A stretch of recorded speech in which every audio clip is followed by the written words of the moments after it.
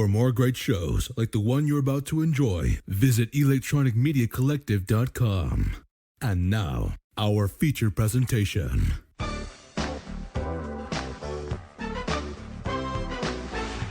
Welcome to the exciting world of the movies. 4 seconds in, it just says 20th Century Fox. I figured it'd be close enough.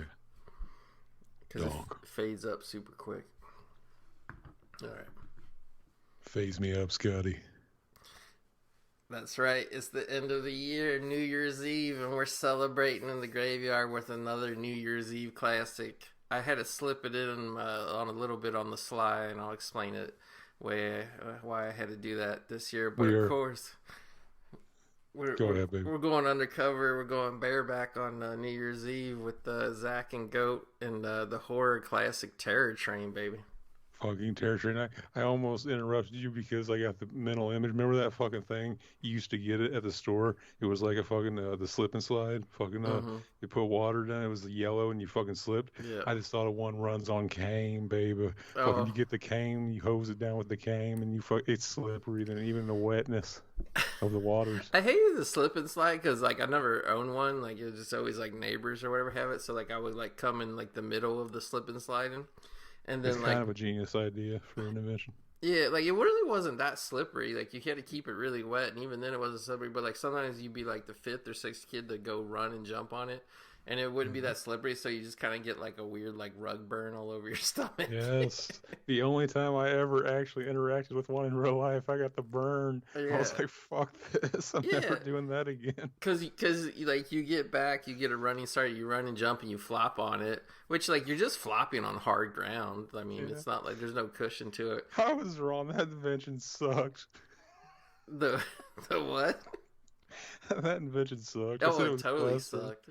You know what sucks, too, is, like, by that time, we already knew the real secret. Fucking you wait till your parents aren't home, you go into the kitchen, you get the floor wet, and then you put some dishwashing liquid on the floor. You'll be slipping all day long. Yeah.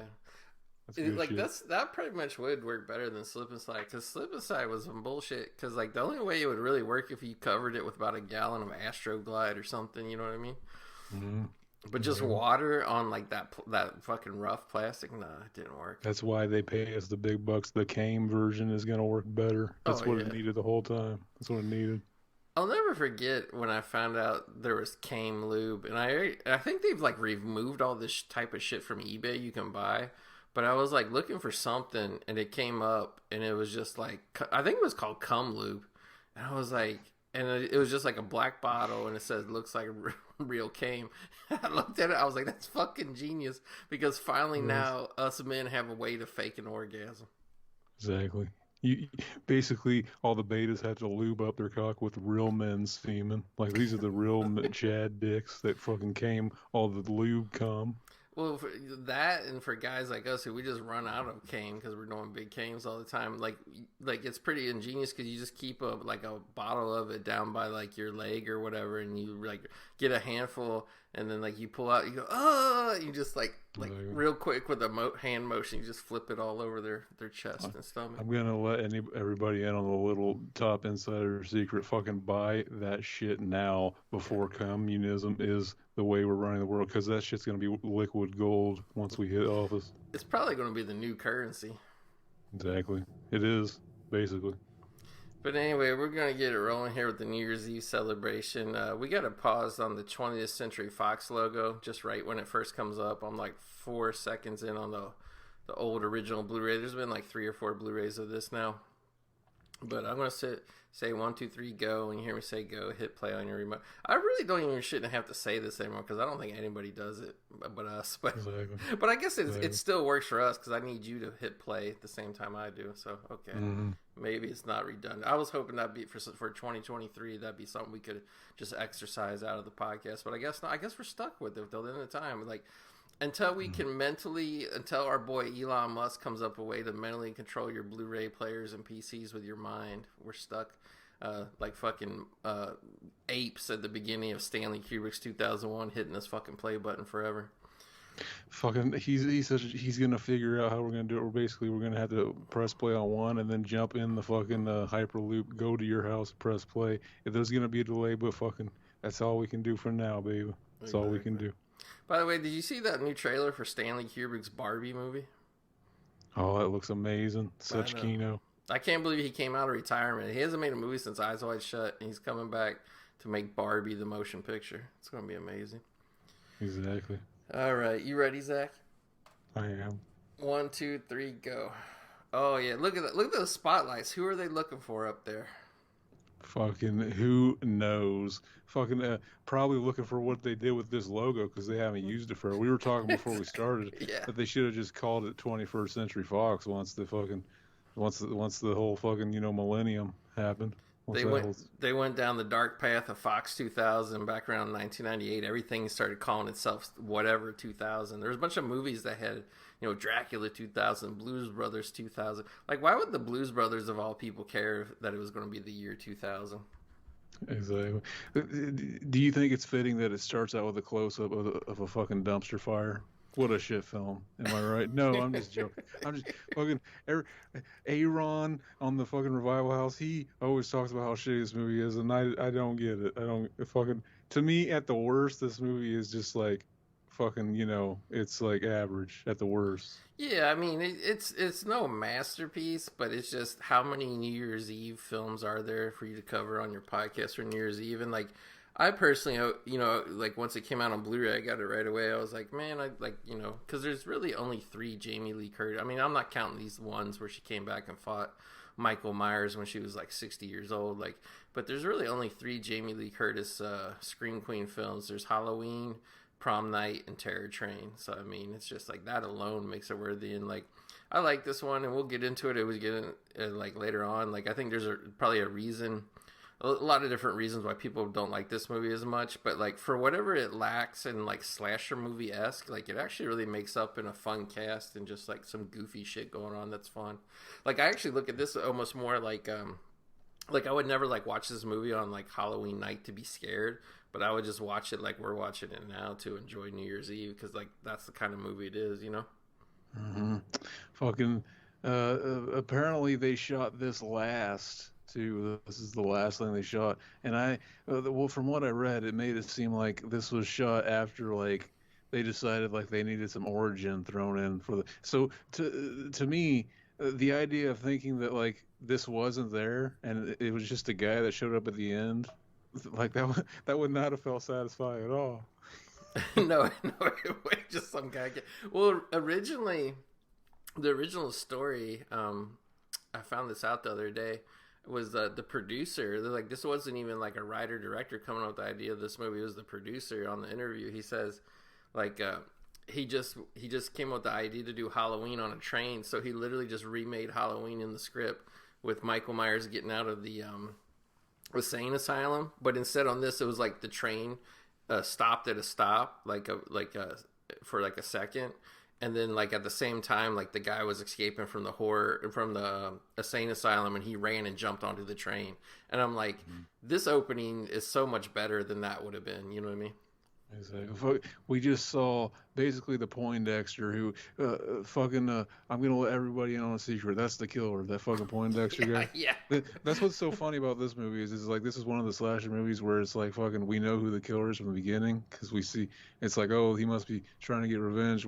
If we're able to put it together in our mind, and I think that was part of the official like plot. Like if you looked at the back of the box, it basically just told you like fucking after a prank gone wrong, fucking this guy decides he's gonna fucking get revenge on the train. I don't know. Maybe that's not how it said. Maybe I'm completely misremembering. I mean, it's pretty fucking stupid. Pretty much though. If you watch the trailer, BB, like it spoils everything. It shows all the people who died. Like, you know what I mean? Like the people that die like 3/4 of the way through the movie, it shows them dying in the trailer. So it's kind of like there's no mystery with this movie. Exactly. This movie does not give a fuck. Basically, they were trying to start a new thing because like they saw the trends. They're like Freddy Krueger, Jason Voorhees. It's all about the killer. We got to fucking make. I was thinking about this. Imagine an alternate universe where nobody gave a fuck about Halloween. They thought fucking Halloween was a template, and then they fucking perfected the formula with Terror Train. Fucking that's the fucking Jamie Lee Curtis Kino fucking joint that we all remember. Imagine if we got endless sequels. They fucking Gordon Green, he was just doing the new one of this, and like fucking imagine like the coolness that could have came out of a fucking med student killer who just changes his fucking costume like it's nobody's business. Like that could have been interesting. It really could. Is like we gotta just talk what's going on, because like I always had this weird thing in my head, like because I watched this in prom night on cable as a kid, and for some reason I always thought this was the way prom night started. So like years later, when I finally got the Blu-ray of Terror Train, I was like, oh no shit, that's how Terror Train starts. But yeah, they picked this pledge Kenny. He's a real skinny, dorky guy. Like he looks like one of the guys from Revenge of the Nerds, like exactly. In fact, I think Skinny wiener. Yeah, I think Revenge of the Nerds was actually based on him on this plot, but apparently they picked on him in the fraternity because he was the lowest testosterone pledge.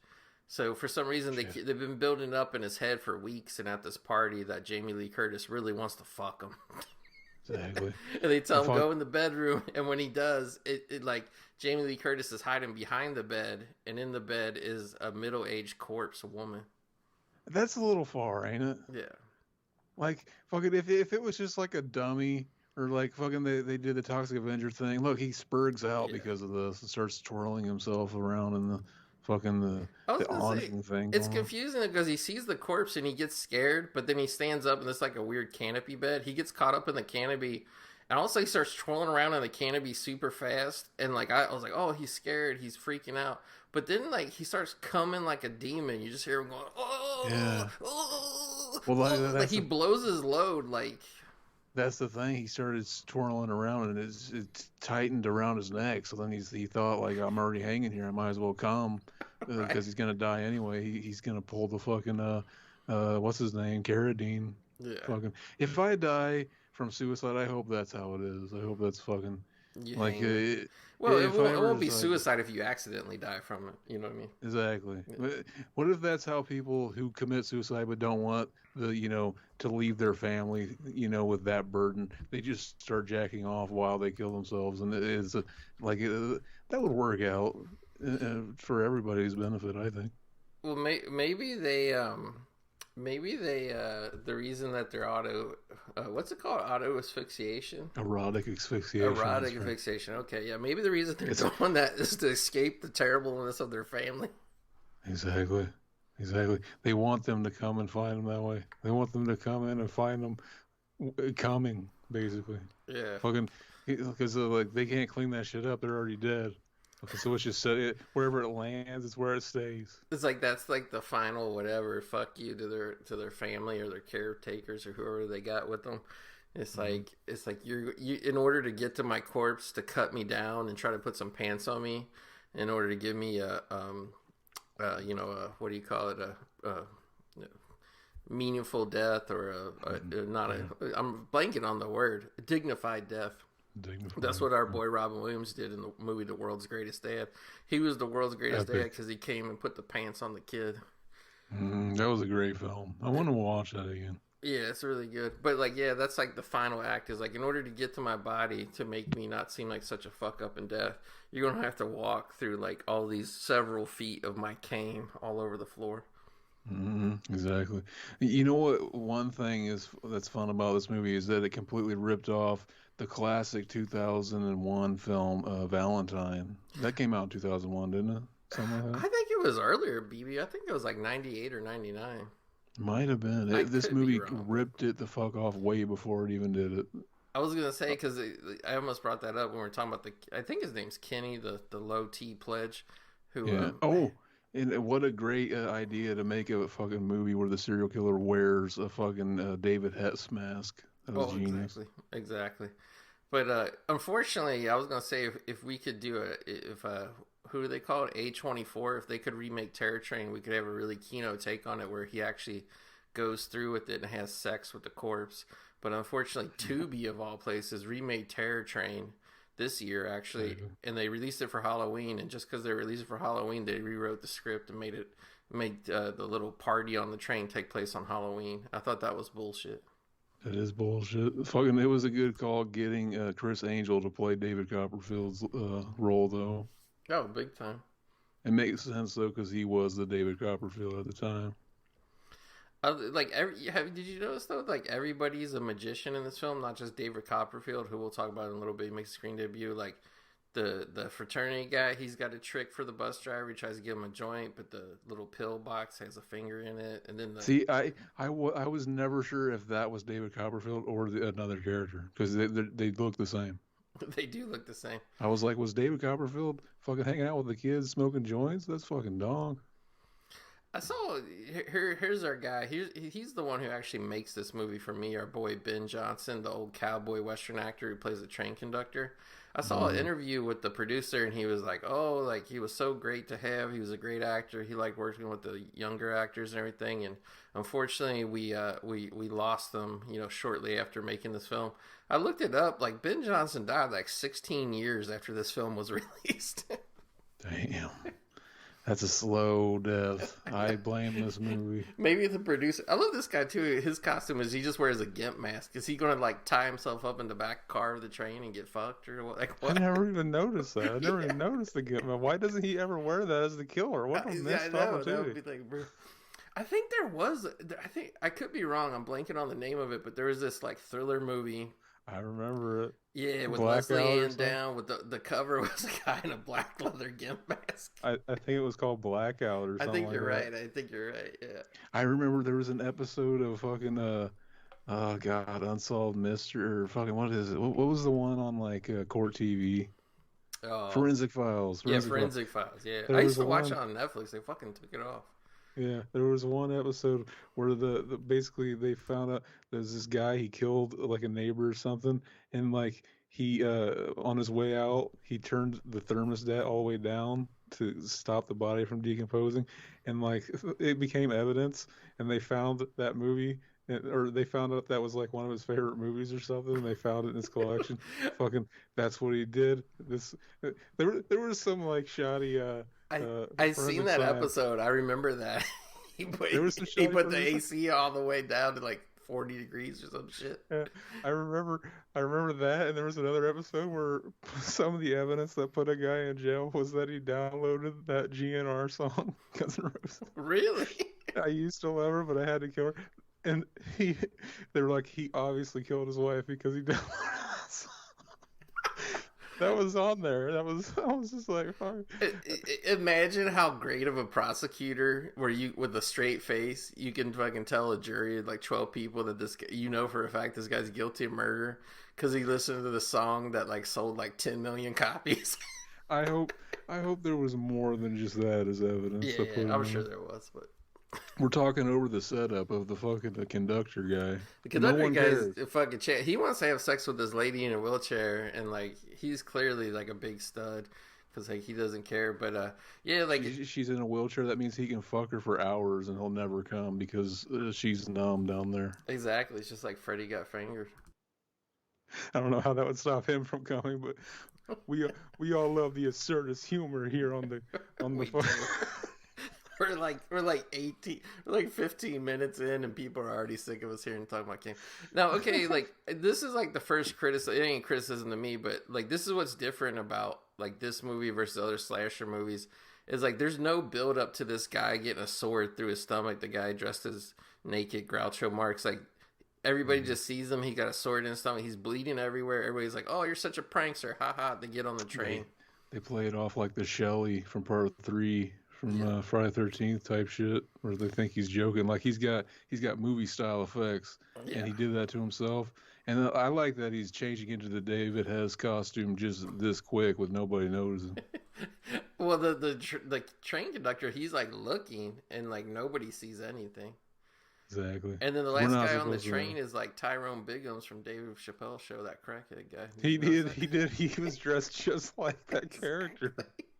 Is that what? Did he see this movie? Yes. And just decide that's it? That's the look I'm looking for?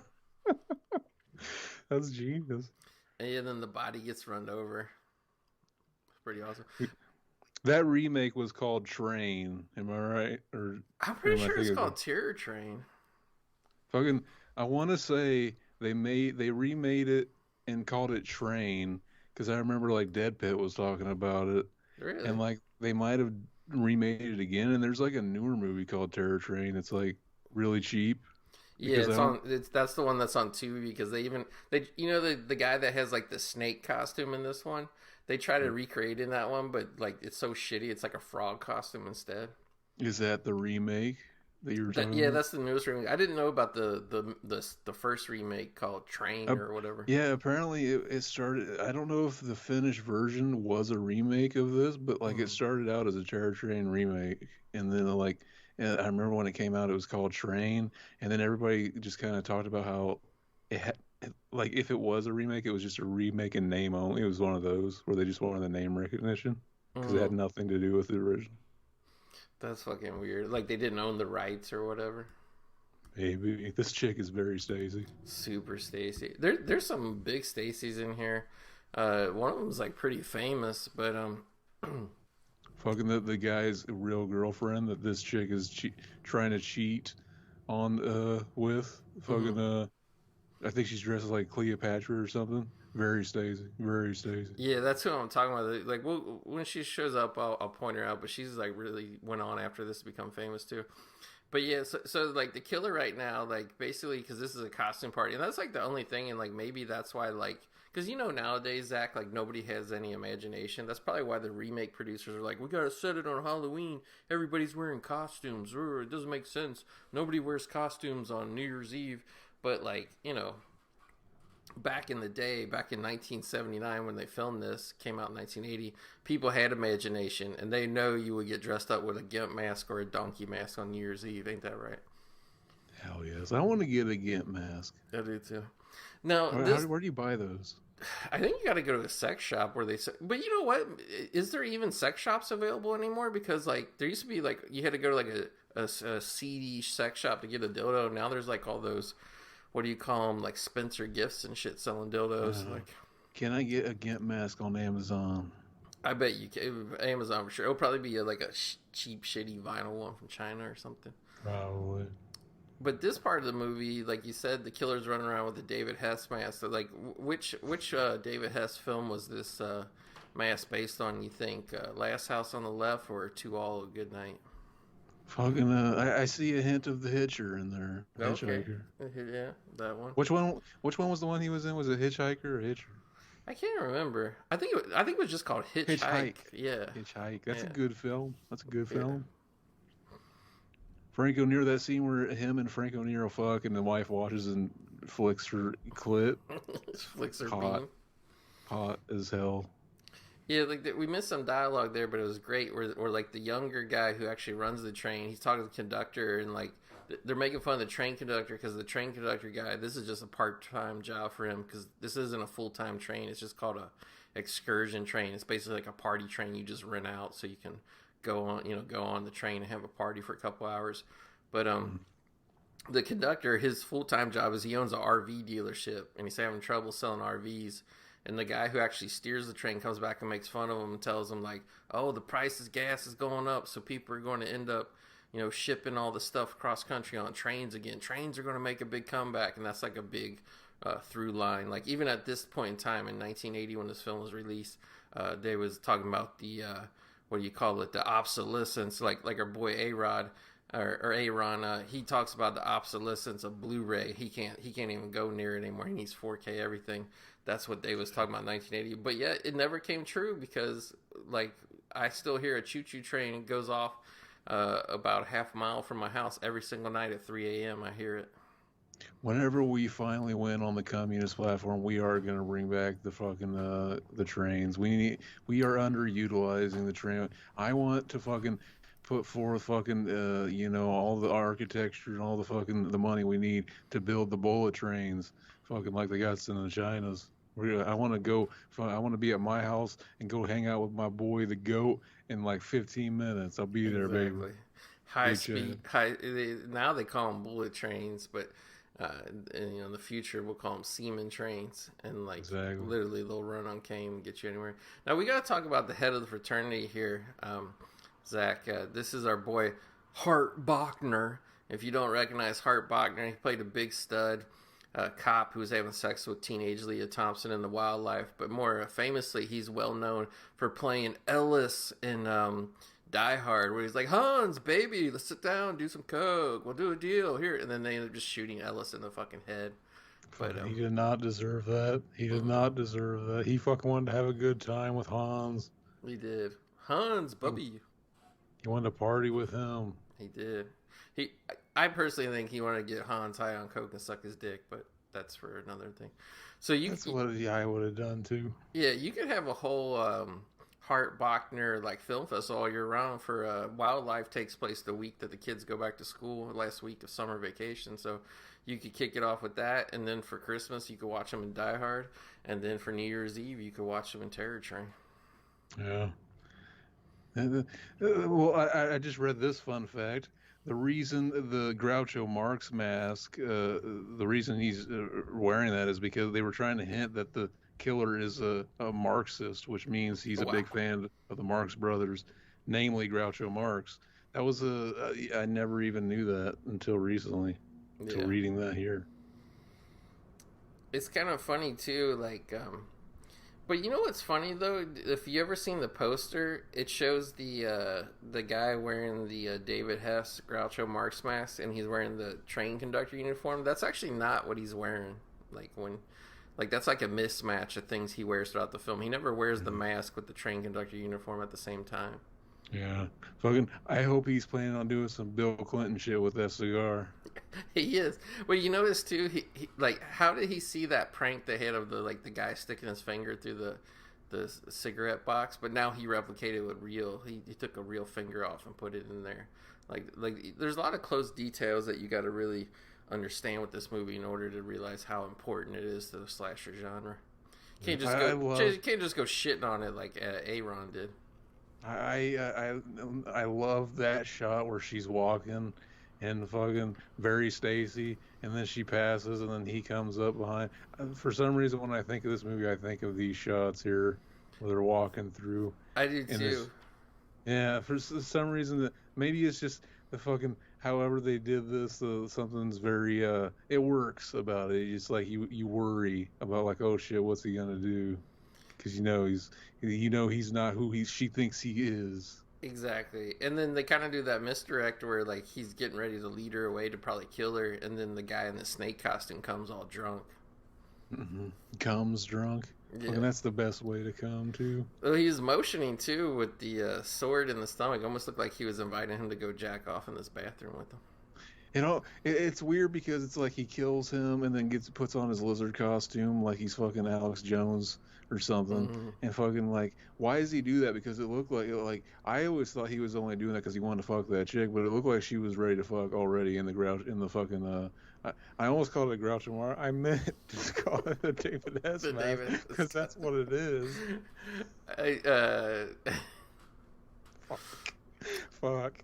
It also looks just like that one movie critic guy too. Maybe that's why they did it. It wasn't meant to be a Groucho Marx one. It was supposed to. What was that guy's name? Oh shit. David Hess. It's David Hess, baby. Oh, the film critic guy. He had a big mustache. He looked just like Groucho Marx. Like he was probably doing film reviews, trying to evoke the spirit of Groucho. I know what you're talking. Yeah. I know who you're talking about. I don't remember his name though. That dude was big forever. He had the fucking worst opinions about movies. He was big, calm. Don't lie. He was.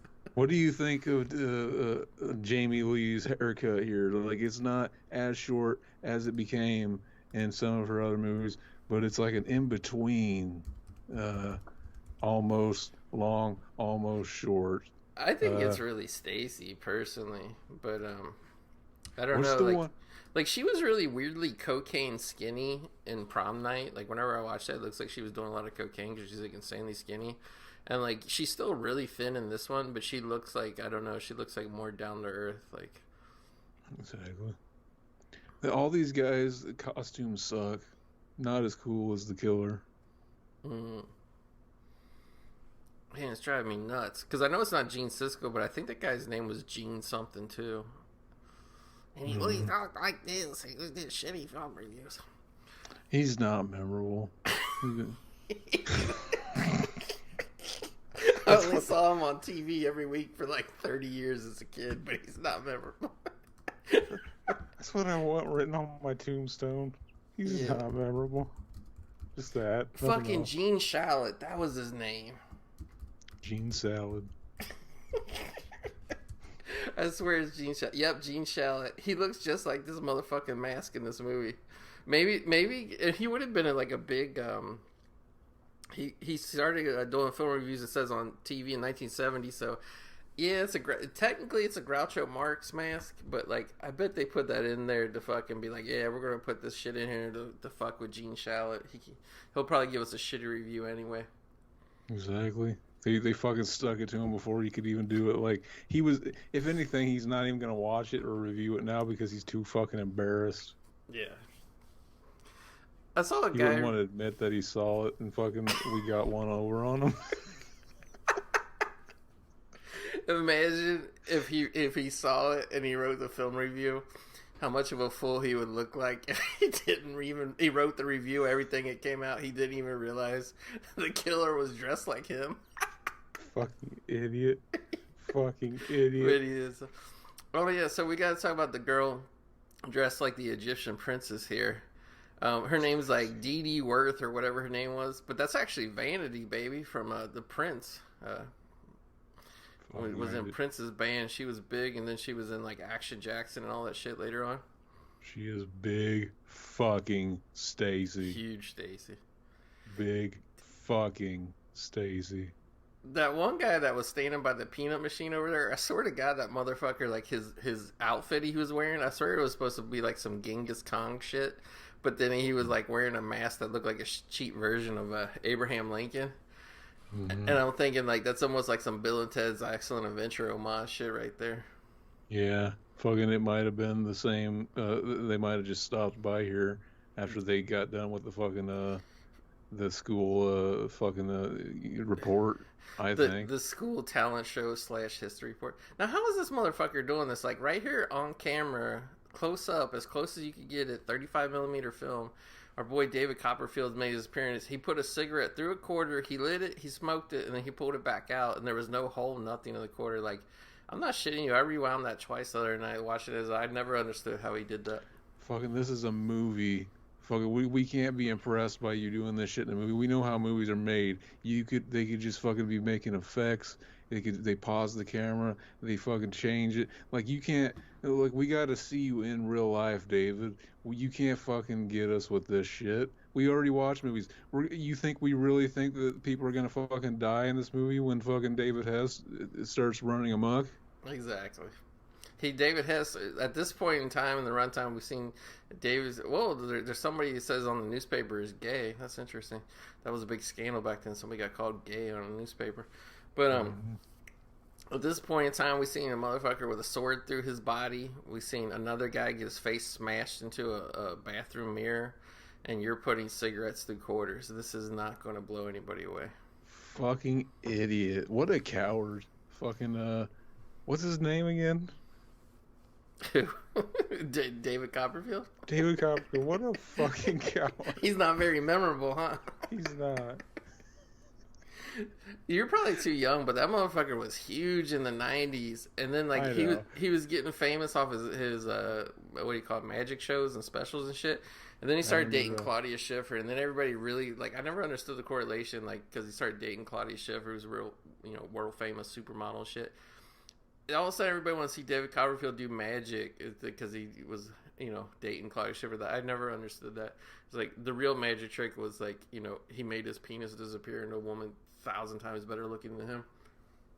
Exactly. Fucking, as we see, he's got fucking epic eyebrows. He does. Fucking, what a fucking Kino Cuisino just in the eyebrows.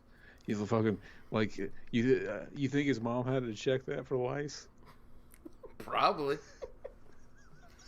They probably look like little dry beads of Uncle Ben's rice up in his eyebrows. That's how big the lice had got out of control. But do you think David Copperfield was one of those guys that was really pissed off whenever that show? Remember that show Fuck. Yeah. It came out and it was like, oh, the magician, the masked magician, he's gonna tell you all the fucking secrets, all the stuff the magicians don't. He's breaking the magician code. They said that motherfucker had death threats. I'm like, first of all, I thought it was weird that they got one of the putties from the Power Rangers to come reveal all the magic. Remember that mask that motherfucker wore? You can't tell me he wasn't a putty. It did.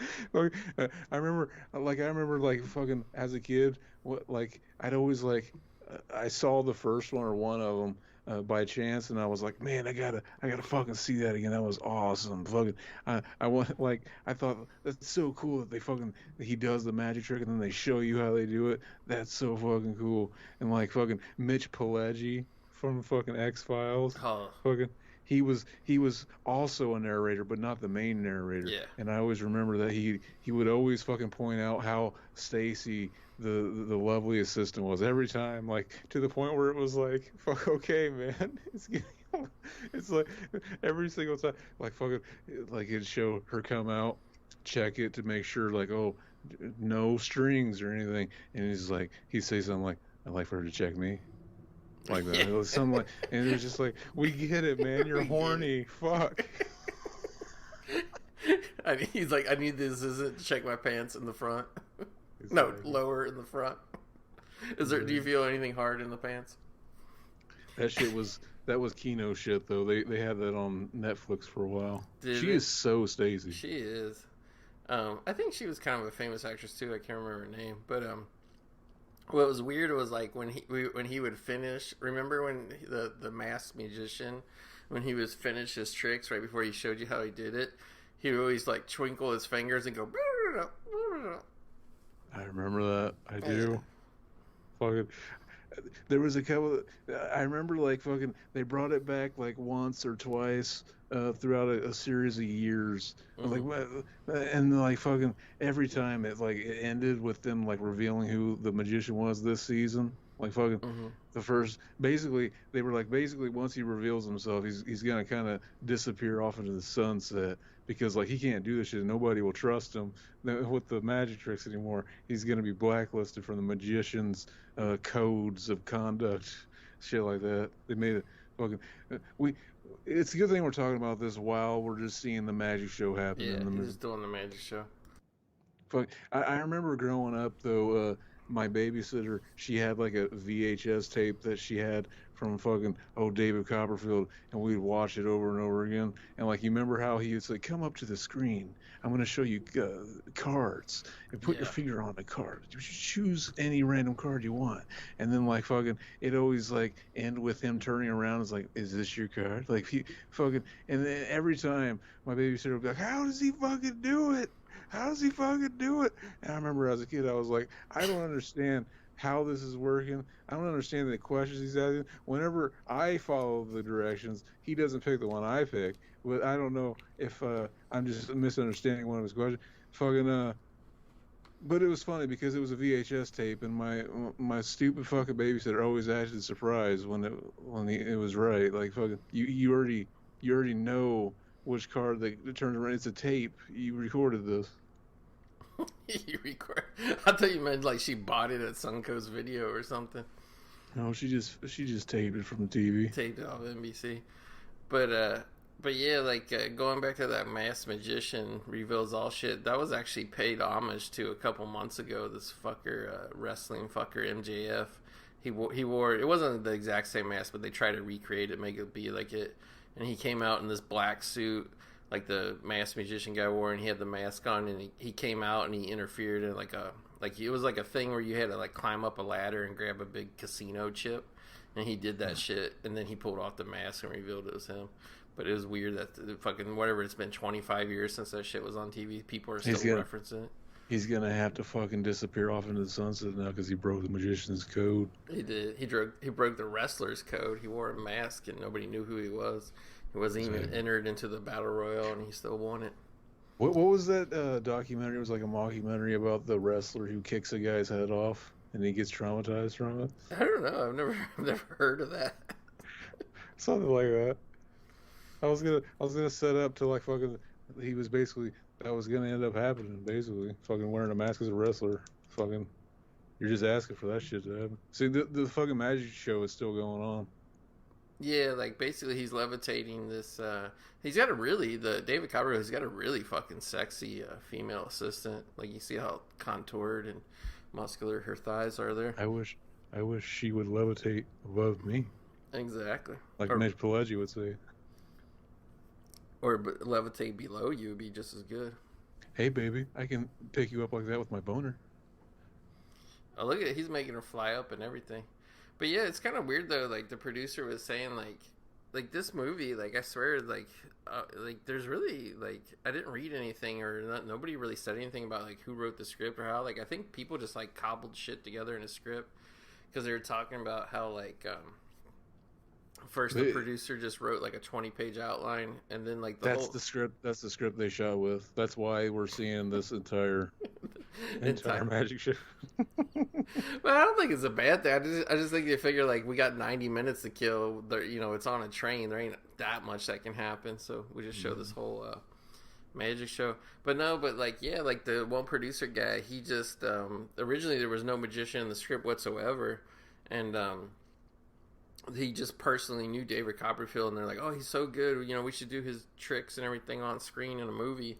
So like they literally got David Copperfield and then they wrote it in, which is weird when it was like so thrown together because like pretty much the whole, like I'd say when you say the last 30 minutes of the movie, like David Copperfield becomes like a big plot point. For some reason Jamie Lee Curtis thinks he's the killer and all this shit. Exactly. Fucking basically they knew like, oh, this guy's really gonna blow up. We're gonna have to give a reason for him to be here, otherwise they're just gonna know he's the killer as soon as they see him. Yeah. So let's not make him the killer, but then let's put it in the movie that he might be the killer. That chick, very Stacey. That's the chick from Prince. Yeah, Vanity. Fucking was she ever naked in one of the music videos? I don't think she was always skimpily dressed like she is here, but I can't remember if she got naked. Like I think she did Playboy. And it was like kind of sad too. She passed away like not that long ago. She wasn't that old either. But I think it was one of those things like after she did all her big music career, and I think she had her own album out at one point too. But like it was like one of those things. All of a sudden she got super religious and then denounced like everything she had ever done in her entertainment career. Oh no! Yeah. Fucking Vanity come back to me. Vanity come back. But I like that.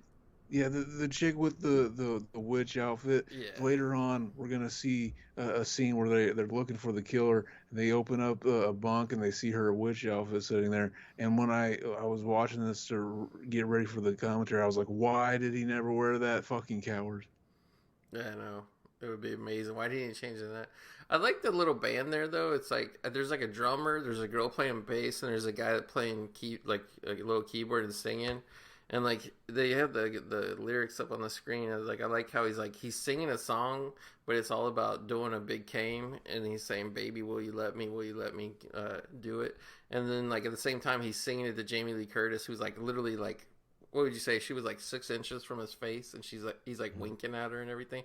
Like everybody's flirting with her, and like she was flirting with David Copperfield. Like everybody's just trying to fuck Jamie Lee Curtis on this train, except for her boyfriend, who's trying to fuck these other girls now. Fucking, that's how life tends to be. Fucking, you see the Stacy, you're like fucking. I gotta let the Stacy know I'm down to fuck. You tell the Stacy, fucking, she ain't down to fuck. She likes that guy over there, but he likes other Stacy. That's just how it works. Fucking, life is a cruel joke, really. Well, it's weird too because that was supposed to be her boyfriend. It's just like just because you went on this train for 2 hours, all of a sudden you're just gonna fuck all these other people. Mm-hmm. It's all good shit. Yeah, here the snake man, he's all bashed apart here. But when he was walking to the conductor guy, when he was walking through that sleeper car, like they kind of showed before, like when the girl that was dressed like a witch was opening up all the little bunk curtains, like people were in there like fucking. So like every time the conductor walks through the train, does he just hear like 10 groups of people like banging away in those little things?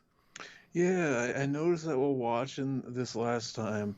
There's multiple cars on this train, so like are we presuming that like fucking you ever have like those thought experiments while you're watching a horror movie where like, oh, if I was trapped in a horror movie, if I was trapped in this horror movie, fucking would I survive? Like like I remember like friends used to say shit like fucking, oh, if you had to be stuck in one horror movie, what would it be? And I would always pick like fucking Friday the 13th Part 2, and I would have just been one of the guys that went to the bar because it's like fucking you're gonna survive, baby. Fucking like this is kind of like that too. You could just be on Terror Train, but you're in one of the other cars. You know what I mean? Because Exactly. it seems like in one of them they're just dancing, having a good time most of the time. Or you could just be one of the original, like, as long as you're not one of the original people that played the prank on him, like, he really doesn't kill anybody other than, like, the train worker guys. He does kill the guys that were up in the conductor's booth at some point. Not the conductor's booth or whatever, where you steered and shit.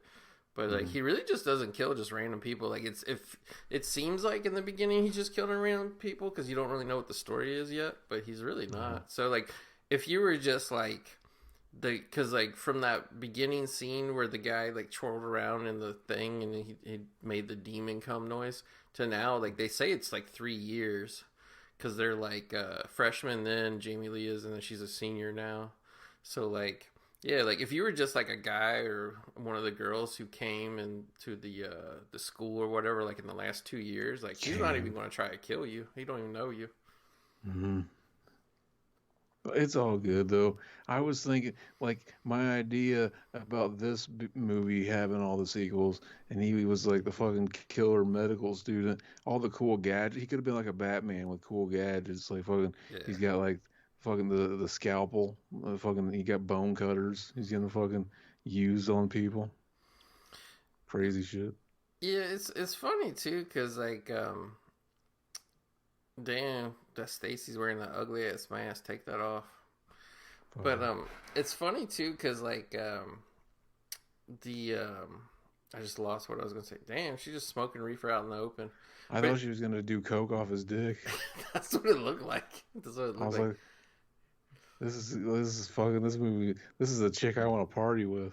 But it's kind of funny though because like they're it's supposed to be like there's an entertainment car and so because this is a real train and got some facts for that. I'll get into that in a little bit, but like um the like the car where they did the magic show and where they had the band playing, like that was a completely empty car and they brought all the shit in there.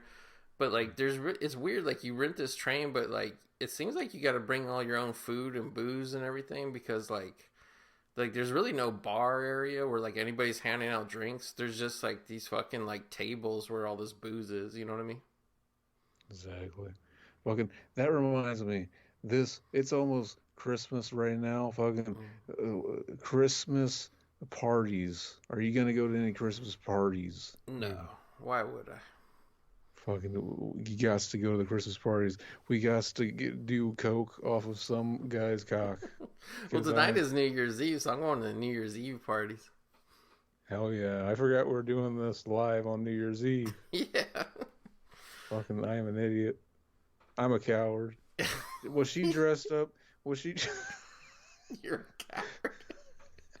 You're too afraid to do this podcast on New Year's Eve. You gotta try and make it about a Christmas party. She looked like she was dressed up like fucking Wendy from like The Shining, but with blonde hair. Like she had Really? like the same face going on, same makeup. It fucks with me a little bit. Now this killer is like supernatural because, like now he changed. The guy saw the real dead guy covered in blood in the snake outfit, and now the killer went in there, took the body out, cleaned up all the blood. Then he put the snake outfit on. And then, like, he got back just in time for the conductor to get the other conductor. And, like, they're like, oh, what? Oh, he just seems like he was drunk. And the guy's like, I could have sworn I seen blood all over this room. Like, imagine, like, how impeccable the timing is of all this. Like, I almost think this could be, like, some Scream shit where there's 3 different killers all running around at the same time. But it's not. It's just one.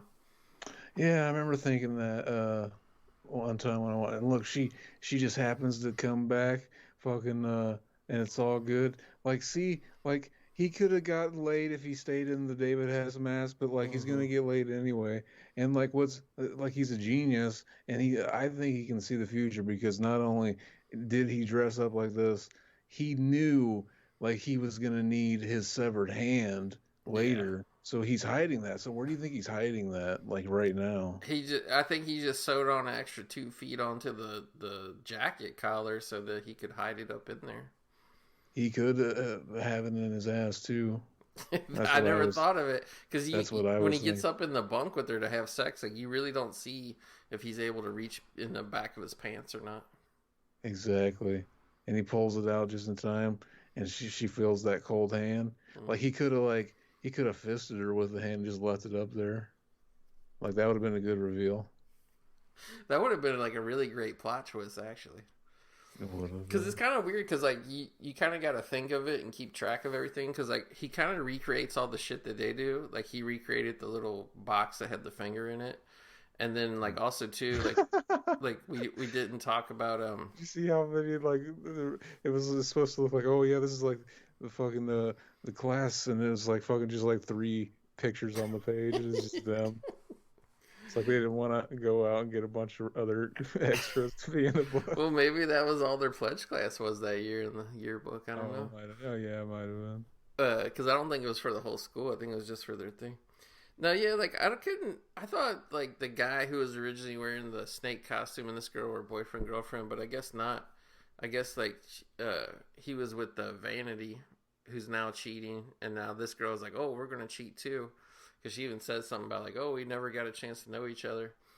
But Doesn't yeah, this movie make you want to be in fucking medical school on a train, like cheating on your I don't. girlfriend Vanity with some other I don't think statement? it's all about medical school though. I think only Hart Bachner, that they call him Doc. I think he's the only one in medical school.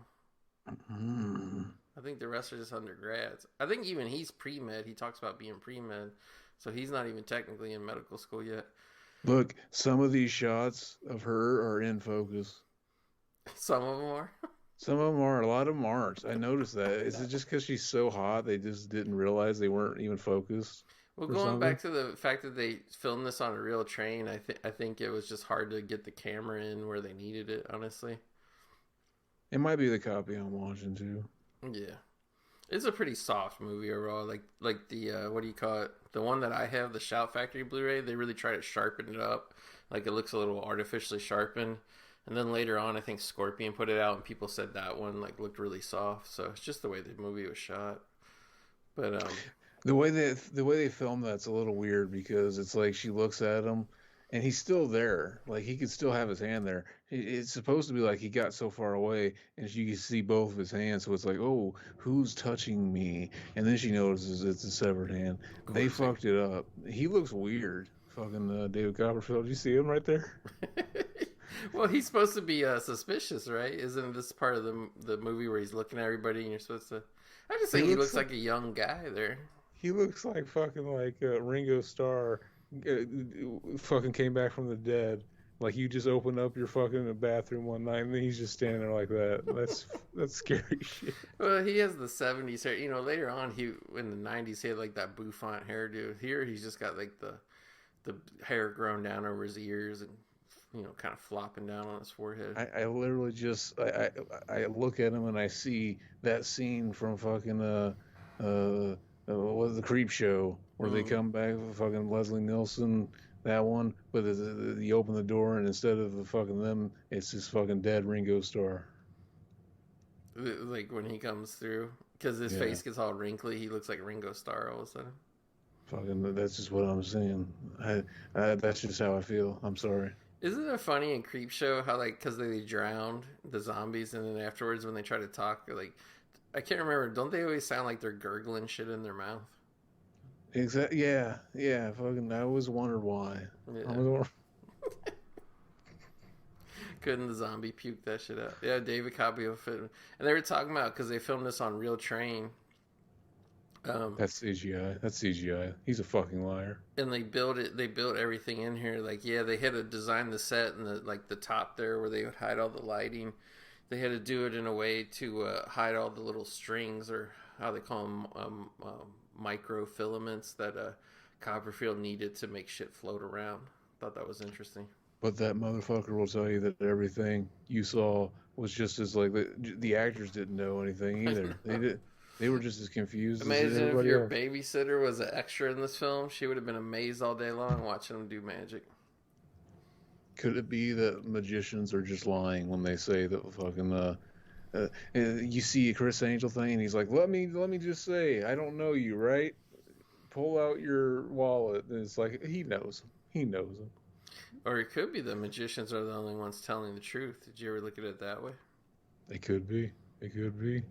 No, I don't know this girl's name. I like this girl. Her costume is that she's completely naked and she's just got a tall man's pair of pants pulled up to her nipples just to barely cover her breasts, and she's ready to take this big pair of pants off. Like literally, all she's wearing is a big pair of pants pulled up, and then she wants to take it off and have sex with this guy in the bird costume, but he doesn't want to. Like, what did he think was going to happen when they went back into this car by themselves? He thought she was just gonna try his clothes on. He was gonna try her clothes on. Fucking maybe they'll drink some beer. Maybe they'll fucking. He didn't know. Fucking. What do you expect? He was very low T. Now going back to the scene before when the killer killed probably one. I don't know if she's the hottest, but one of the hottest women in the movie. Didn't you find it ironic that the whole reason the killer was killing people was he was getting revenge because they tricked him? They thought he was going to have sex. Well, he thought that he was going to get to have sex with a hot woman, and they tricked him. But now here's his opportunity because she thinks it's the other guy. He could have finally had sex with a hot woman, and he passes it up just to do his fucking lame bullshit killings. Exactly. I think this is the problem with all these people. They don't know what they want. Fucking what if like all the incels? What if like fucking pussy is just the worst thing in the world and they don't know it? It's possible.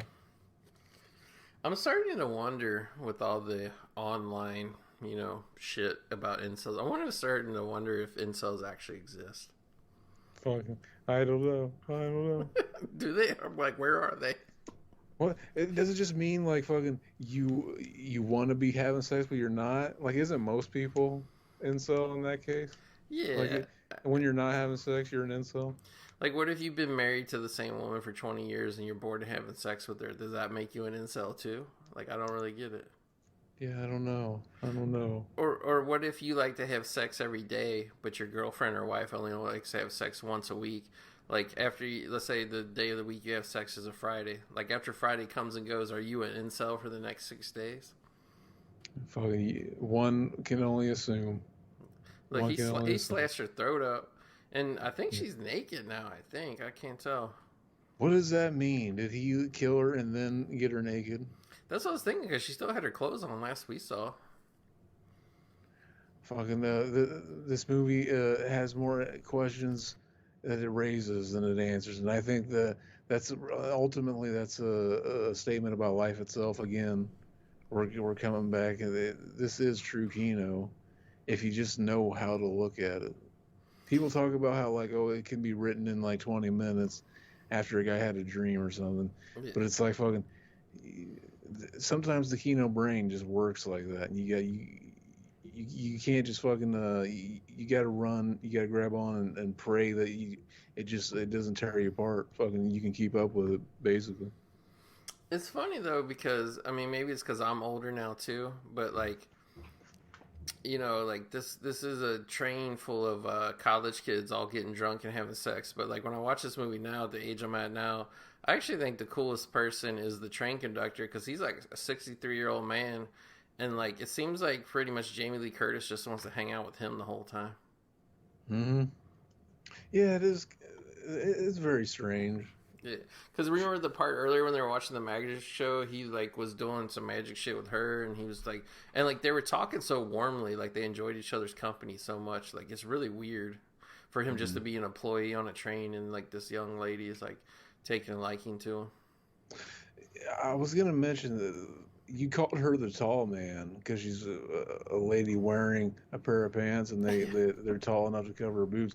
That should have been who they hired to play the tall man in the Phantasm movies. It would have been a better series, I think.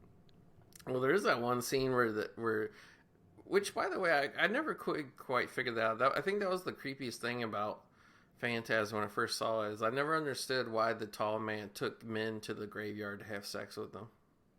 Yeah. That was weird. Because, like, if people don't remember, he makes himself look like the hottest woman you've ever seen. Like, it's not like he lures them there and then before they know it, he pounces. Like, no, he legitimately, like, strips them down, rides them, has orgasms. Then he transforms into fucking, 88-year-old Angus Scrimm. What if he's got like a pouch, like a kangaroo pouch, and like he just saves their cum and makes his little like minions with it. Those little short people, yeah. But no, like that's like people he transform. Maybe he needs to mix it with his cum. Maybe he comes on the people and they turn into. Because, there's always these, like, horror movies where the villain or whatever, like, gets you and, like, does weird shit to you. Like, would there be any villain that would be more scary than the one that's, like, chasing you and trying to kill you, but he already has your cum? Yeah, he's trying to chase you, kill you, throw cum on you after you're dead. And, like, he's got fucking yellow blood. Imagine what color his cum is. Yeah. Well, I'm going to say it's purple. Fucking what if it's like ketchup and mustard? So it's like his cum is red. It would be like blood. It'd be even more disturbing. With like little streaks in it. Mm-hmm. Man, Vanity's looking good in this movie. Exactly. What if fucking it just like he dropped all the pretenses? He's like fucking, I got Vanity up here. If you're not watching along, it looks like they're on the set of that Korn music video with the fucking lights shining through the holes. Yeah. But fuck, he just drops it and he's like, fucking, I brought Vanity up here. I just want to do a sex with her in front of all of you, and that's the magic trick. Like he keeps like kind of coaching her, like, now do this, now put your hand there, now take your dress off, do it. Next thing you know, it's like, yeah, we're gonna do a sex, and I'm gonna have sex with her through the holes in this wall. It'll look cool. All right, BB, I got a fun fact that's going to blow your mind. Like, how you're talking about, like, the light there coming through and how, like, good this looks and everything. Like, this really looks like some Class A Kino.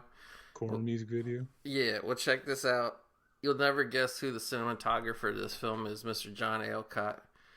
He shot the Stanley Kubrick classics 2001: A Space Odyssey, A Clockwork Orange, Barry Lyndon, and then he did a bunch of other movies. And then he literally shot The Shining. And right after he shot The Shining, he went to shoot Terror Train. Amazing. I thought you were going to say he shot, right after The Shining, he shot The Sheriff. And I was going to be like, shit. He might have. I literally did think you were going there. Like it was going to turn into a fucking a reference to that song. Who sang that song again? Our boy, Bob Marley. Yeah, I couldn't fucking remember his name. It's one of those things, you remember the face, but it's like, what was his name? What was his name again? Well, to be fair, the only time you ever saw his face was on a t-shirt, right? Exactly. Kino. Oh, look at that. David Copperfield transformed into a hot-ass woman. That was insane. Fucking, did you see that woman, too? Like, I hope you saw her because it's going to come up later. It's important to the plot how sexy she is. Fucking Big Stacy. The only thought in my mind is going up in her right now, you know what I mean? Mm. Like that Eazy-E song. Oh, yeah. You know what's funny is, I wasn't even thinking about it, but that's perfect. That's a perfect reference. That line from that song. If they know the reference, they'll know what I'm getting at right now. That line from that song was stuck in my head for years. I thought that was like the most clever thing I ever heard of at the time. Fucking Eazy. Fucking the downfall of NWA was completely pinned on him in that movie. Yeah, which was great because he was like the only person who wasn't alive and couldn't defend himself. I wonder if that's funny how that works out. Yeah, that's how it works. You gotta live long enough by the time the biography film is made to know. So Jamie Lee Curtis's boyfriend got killed. And again, I guess this is like the criticism of the film is like there's certain scenes, I guess, because like it really is important to the plot that you really don't know where the killer is. Like you got to see him in his David Hess mask for a little bit, but for the most part, it's really important that you just don't know where he is or what he's doing for much of the running time. Ain't that right? Mm-hmm. Yeah, I was kind of like I said that at the before, like, oh yeah, the movie starts out with like you seeing, you know. The basically it starts out a lot like fucking Slaughter High, and many classic movies where they're basically like fucking set around, even the Toxic Avenger classic film, Yeah. fucking. It's a good setup, and the fucking I mentioned that like, oh yeah, we know who the killer is, but really you forget that shit. Like Yeah. especially the first time you watch a movie, Oh it's well, just like, yeah. You don't know. you forget that shit. If you're lucky enough to be like really like paying attention, it's like, oh yeah, that thing that happened at the beginning, fucking. But most people forgot about it. They're just like, who is the killer? I don't know. It's funny too because when they just literally like they just like Hart Bogner looks over and Jamie Lee Curtis's boyfriend is dead, just slumped over, and it's great. Like he picks him up and carries him to a back car to check him out, and Jamie Lee Curtis sees him and says something about like what happened? Did he have a heart attack? And the guy's like, it's not his heart. And then like they can't figure it out, and like the guy's shirt is like it's a dark color shirt to be fair, but it's like all bloody. So like if they're touching him, the blood's getting everywhere, and fucking the guy finally out of nowhere rips the guy's shirt open to reveal a big like stab wound in the guy's chest. I thought that was funny that they had to rip his clothes off to see that he got stabbed. Exactly. Now we're going back to the band. I really like this band though. This is a Stacy bass player they got. She looked like she did not give a fuck. She did. I don't even think she knew that they were really filming at that point. They were like, hold this, pretend like you're playing it. Yeah. Just strum this one string over and over. Yeah, I think that was she thought that they were setting up the next shot that she didn't realize it was filming. Like, she thought they were rehearsing. And like fucking at the end they were gonna be like, okay, now let's do it for real. It was one of those things, but it was like, oh fuck, I didn't even realize it.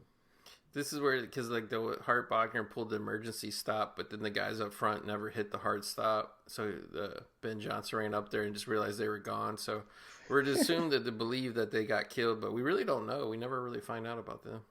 This is the funniest part of the movie for me. Like, they found a guy, he's dead. They stop the train. There's a scene where they get some help. There's somebody there talking to him. There's an easy out. They could easily just be out of this, but they get back in the train and they start going again after somebody's been killed. Why are you doing that? Why are you doing that? I mean, why they get off or why they get on? Why they keep going again? Fucking just call it quits now. Because you're stuck in the middle of nowhere, and the killer would just keep killing everybody, I guess. Oh, there's not somebody they meet out here that fucking helps them out for a second? No, not at all. They're just stuck. It's kind of like the moment trigger. Yeah, he finds the bloody hat, but I think they just kind of get off the train. I don't want to say bus. They just get off the train just so everybody can like kind of find their friends and count everybody and realize who's missing and who's not. You know what I mean? Fucking my bad. I thought I found a big fucking plot hole in this movie, but this is a classic Kino film with no plot holes. No, it really has none whatsoever. But yeah, it's like pretty much like the staff guys. Like all of a sudden you see these porter guys, which we never really seen before in this film. Like it's just basically like they clear out the cars and like for some reason like they think if you empty the train out you'll find the killer, or like probably hoping more than anything that the killer would just jump off and run away. But obviously that was not going to happen. Hell yeah.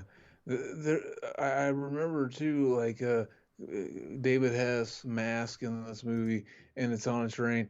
Didn't they make like a Last House on the Left on a train at some point? But not really with David Hess. Not really called Last House on the Left on a train. I'm trying to think. I don't know.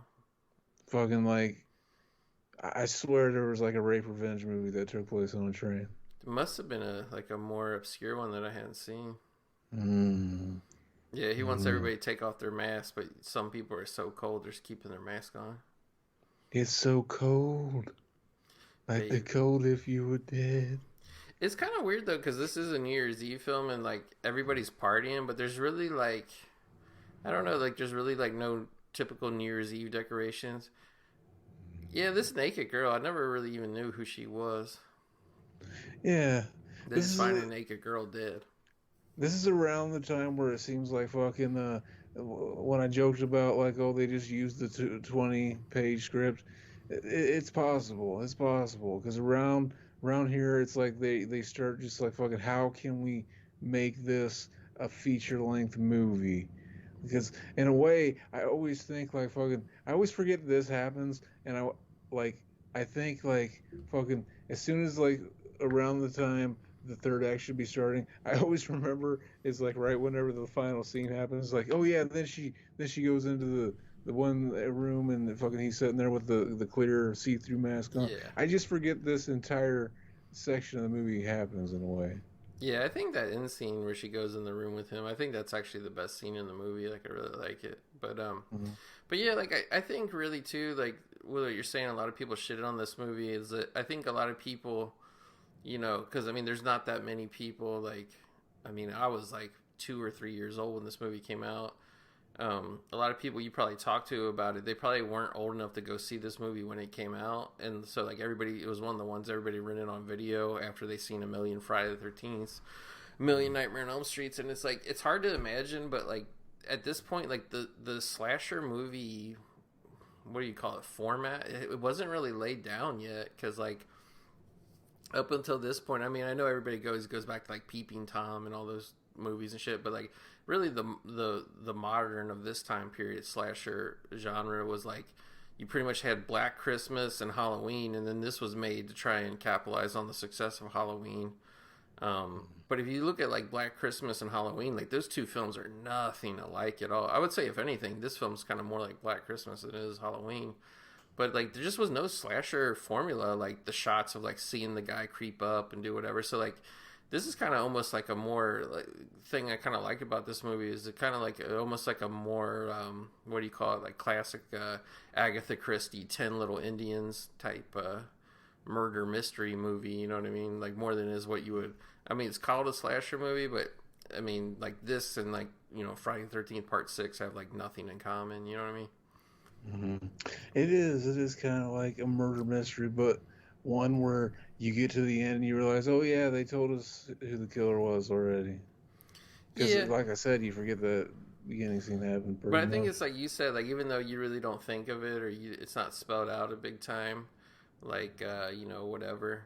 Um, like it's that thing of like it's got to be somebody you've seen before, else it'd just be like, who is this fucker at the end? You know what hmm Yeah, apparently a lot of people felt that way with the original Friday the 13th when fucking Mrs. Voorhees shows up. It's like, we just saw her for the first time 5 minutes ago. I mean? And like, yeah, that makes sense. Like you forget shit like that because you've been watching it since you were a kid, and it's just like Yeah. you don't notice stuff like that. But it's like, yeah, probably. It's like now when you watch it because you've seen the movie 30 times, like you're watching the beginning of the movie, but you already have the end in your head, so it all makes sense to you already. hmm Exactly.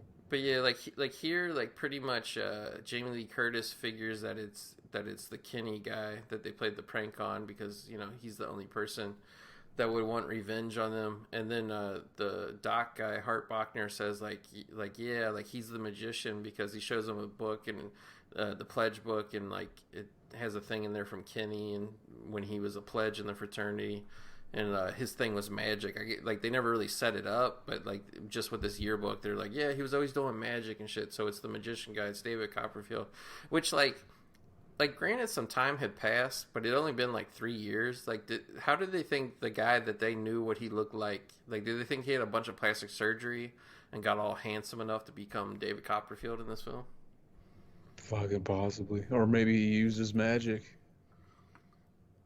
Because I think a better would have been match for David Copperfield and the guy who plays Kenny if they would have got Don Swayze to play the magician. Because like the Yeah. Kenny guy looks like a little scrawny version of Don Swayze. Don Swayze. Fucking, that sounds like a Chad fucking motherfucker right there. Like, He is. It's just like imagine Patrick Swayze if he wasn't like rich or famous or like that great of an actor. That's Don Swayze. hell yeah. Get that Swayze sleaze. Mm-hmm. As our boy Bat would say. The sleaze, brother. Hell yeah. Yeah, like this That is scene, that scene where the boyfriend just decides like, fucking, I'm just gonna hang out here, and then like he locks her out. Why he do that? well, it's the thing where he realizes that they're coming to kill them or whatever, and he's trying to like fortify the little room that they're hiding in, and he's trying to like whatever, and then she keeps trying to get out. So like when she finally got out, and then she saw somebody was coming, it wasn't the killer, it was just one of the train worker guys. Like she started banging to get back in. He was like, fuck it, like you wanted to be out. So like he locked her out. And I think it was one of those things too where it's like, you know, a killer's chasing after you and like you intentionally trip somebody so the killer gets them. I think that's what he was doing. He was pretty much sacrificing her to the killer, trying to save himself. What if we all want to believe that we wouldn't do that and we would save the Stacy, but like fucking human nature, it just happens that we would all do that, and it's like you can't even stop it. I mean, I would do it in a second for sure. Oh yeah. Better her than me is what I say. If she's dead though, you can't do the sex. Oh, you just find another one though. There's more than one woman in there. I like this part though where he gets. You're locked in that room though. Well, I mean, you're not going to live the rest of your life on this train. You're just trying to survive this one night until the killer gets caught. Hopefully you don't. Yeah, so he tries to like get out. He realizes like, oh, there's like a space like in this other room I can see into. Like maybe the killer's hiding under there. I got to get out of here. So he gets up. Next thing you know, the killer is like underneath her, grabbing his hand. And the fucking very gender bendy, our boy here. Well, I was gonna say plot hole solved, baby. I forgot about this scene. Like, remember how the girl that got her throat slashed was naked? The killer's wearing her dress right here. Exactly. That's why he gets fooled into thinking it's his girlfriend. He sees the nails and the ring, and he thinks it's his girlfriend. It is weird though that he doesn't. That was the shot that was in the trailer too. So you pretty much see his throat getting slit in the trailer. So. Like, if you were to have seen the trailer at the movie theater and then seen the movie, like, a week later, you would have known the whole time this movie was going on that guy was going to die. Mm-hmm. That happens sometimes, fucking, in the trailers, yeah, you saw, and you fucking, not only do you know there's a cool death like that, but it's like, you know that character dies. Fucking, right away, if you're playing that game where it's like fucking pick a character and I'm that character, will I survive this horror movie? You already knew not to pick him if you saw the trailer. I thought for sure that the hot and sexy magic assistant was going to get killed at some point because like she's just every time right after there's a killing, she's just like walking around changing her clothes or after taking a shower or something. Fucking exactly, big Stacy too. I know, big fucking Stacy. She doesn't look familiar at all. Like, well, no. I mean, I've seen a lot of beautiful women, but none as beautiful as her. So exactly, I've never seen that person before in this movie with perfect shorter teeth, hair. Did you notice how perfect her teeth were? Amazing. Yeah. I just want to fucking. I want her to spit in my mouth. Yeah. That's how amazing her teeth are.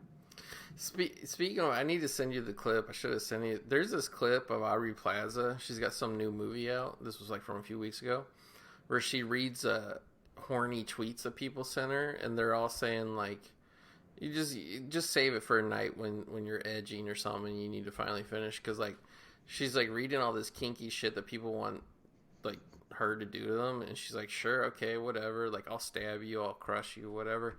And then at the end, like the video ends where she's like, "Why does everybody want me to do it to them?" She's like, "Doesn't anybody realize I want to be choked and slapped around?" Amazing. It's the most amazing sexually charged video you'll ever see. If you don't come before she says that, you will definitely come when she says that. Yeah, like you might as well. It's like whatever it was, 3-4 minute video. You might as well put it in, like re-upload it to Pornhub or in the JOI section. Hell yes. Sometimes you just want some jerk off instructions. Well, I mean, to be fair, like even though you've done it thousands of times in your life, it's sometimes easy to forget how to do it. It is. Yeah. All you need is explain in great graphic detail. Yeah. Slowly. But yeah, here Jamie Lee Curtis told the conductor that it was the magician, and he just like believes her. Like I would have more questions. I'd be like, how do you know? Like, what do you think? But yeah, like it's kind of interesting. Zach is does like in order to get this like train, like this is all a real train. Like you think it'd be easier, I guess, to build a set to be on a fake train, but it's all a real train. They got this. They filmed it up in Canada. I can't remember if it was Montreal or where, but they had to get this. They rented this train from Vermont. and it was like a super ancient train, and it's like, you know, it's not just like with a train. It's not just like a car where you get a car and you drive out on the street. Like you have to. Dang, you okay? It sounded like you fell over. Sorry about that. It sounded like you fell out of bed. But it's really hard because you got to like clear it and you got to get the tracks in. Like a lot of, I guess, the rail companies who own the actual tracks, they didn't want them to go on it because it's a super old, heavy thing that breaks down a lot. So they had some 80-year-old guy driving the train, and they had to stop like every like little while and do maintenance on it to make sure it didn't break down and didn't freeze and do all this shit. So like it was just like a big thing, and like they finally got it, and like they got it up to Canada, and they had to rent a because like you can't just, I mean, maybe you can, I don't know what the ways are, take a train on and off track. So like they had to find a steel mill, which old timey, like a train would come into the steel mill. It was a closed steel mill. Go in there, pick up the steel, haul it out there. So they had to get a place that had the tracks going to it where they could pull it in there. So they pulled the train into the steel mill, and that's where they filmed. And then like there was a big brouhaha. Like there was some recent film up there that was a train film, and like they had problems because the train was moving. Like I guess they were really filming while it was going down the tracks, and like it caused all these technical problems. So like they had approved to the insurance company that they could film all this shit like correctly, and they showed them how they did it. Like they actually just had people with giant basically poles that like on each side of the train that were like constantly jacking it up, jacking it down, like making it shake. And like I always thought just how they filmed this, a lot of it's handheld because the cars are cramped and, you know, you got to like just move around the little tiny spaces. I thought that just that's how they made the train move, just by shaking the camera. But no, there was actually motherfuckers out there. Like they had to be giant jacked people. Like they had to get lumberjacks or some shit. Because like who the hell could like, on, you know, shooting down a movie is usually about 12 hours. Who could shake a train? You know, and I get that there's breaks and shit in between, but for 10, 12 hours a day, that'd be fucking insane. By hand, no doubt. Especially whenever like all their work was for nothing because you can't fucking tell when you're watching the movie. Like right now, yeah, like the scene looks pretty steady. You can't really tell. They wasted their fucking time. Yeah. I hope they got paid really well for that. Yeah, I'm sure they did. This movie actually, it says, I mean, granted, Wikipedia is not always accurate, but it says it has a budget of $3.5 million, which is actually pretty good for a movie that had like no real stars in it. Probably Jamie Lee, maybe Ben Johnson. They had to pay the most. Oh, this is the scene where the fucking David Hess mask-wearing motherfucker is climbing outside the window like Spider-Man. That actually happens later, but I know what you're talking about. It does happen later. He is fucking Kino. He's he ate his Kino Cosino, and now he's got the powers of a radioactive spider. I think it's his fucking, like, it's one of his gadgets he has because he's a medical student, I think. Yeah. What we would have found out more about shit like that in the sequels if they would have actually not been fucking cowards and done them. I gotta say, like, you know, I consider myself a pretty big Jamie Lee Curtis fan. I mean, I don't have all her movies, but there's one called Mother's Boys that was really good that came out like on video in the 90s. I would really like that to come out on Blu-ray, but it never did. But does she play a mother that is like fucking her son? Pretty much. Like, I mean, not exactly, but it's basically like Fatal Attraction type movie, except she's like the ex-wife, and I can't remember who the ex-husband is, but it's like basically one of those things where it's like she lost custody because she was an unfit mother, but she's got like really short blonde hair, and like they got her being all sexy and stuff, and I can't remember what it was, but she drives like a real cool car, and she comes back and she tries to like win the love of the boys over again, but she's like super sexy. And like I could be imagining this, but I swear there's like a scene where she's like naked in a bath and she's like telling the kid to come in there and like look at her, and like he doesn't want to, he's like all shy, but like, yeah, it's like, you know, and she's like determined to get her kids back, and she's kind of just like a unfit psycho mother and shit. It was a pretty cool movie. I really would like to see it again. But she also did Blue Steel, I think it was like around 1990, which was kind of like a weird, where she was a cop. It was almost like a slasher movie, but not exactly. But I don't know, I just like a lot of her stuff. I like her, but like, I don't know, like when you see her acting in movies now, like she always plays the same fucking role. Like it's just some older lady, obviously now, lady in her 60s, however old she is, and it's just she always just has this bitchy attitude on screen. It's just wish she would play something different. Fucking, they give her all the fucking bitchy roles. Pretty much. Fucking keep it bitchy. That's what they tell her. They're like, fucking, you come in here, do the lines, keep it bitchy though. Fucking make it a little more bitchy. And it's always like too. It's like fucking always like light a cigarette, take one drag, and then throw it on the fucking ground. Like who does that in real life? But in Fucking, movies, they do it all the time. Fucking cigarettes are like $9 a pack, and fuckers are taking one drag and always throwing them down. exactly. You just gotta let people know you're cool. Yeah. But it's kind of funny though, like how I like that little black cat symbol up in the thing. But how you're talking about like the weird scene, like where they get off the train and they get their back on. It's kind of funny though, Zach, because like a lot of people, in the story of the movie, they don't really know like what's going on, that there's a killer loose or anything up until that point. Like I think kind of that like that's like a reset of the movie, and then like I was saying, where like the first half doesn't have a whole lot of suspense in it. Pretty much the last 25-30 minutes after they get back on the train, that's kind of when you finally get like what you would expect, your suspenseful kind of slasher movie, because they're constantly like the conductor guys and the porters, they're searching the cars, they're looking for the killer. Jamie Lee's trying to hide out and and fucking not get found by the killer. So I think It's the cat and mouse type Yeah. of stuff. What do you think? Do you like cat and mouse stuff in these movies? I do, and here's why is like unless you got like really great like effects budget to do like great gory kills, then I'm all for just go ahead and stalk and slash and whatever. But if you don't have like a bunch of great makeup thing, just do the cat and mouse shit. I think. What do you prefer?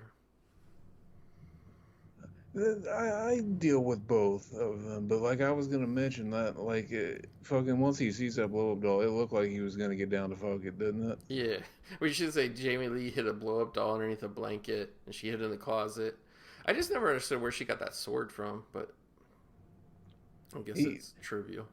See, this is a decent stuff right here. Yeah. This is decent stuff right here. Fucking, did you ever see the movie called Terror Tract?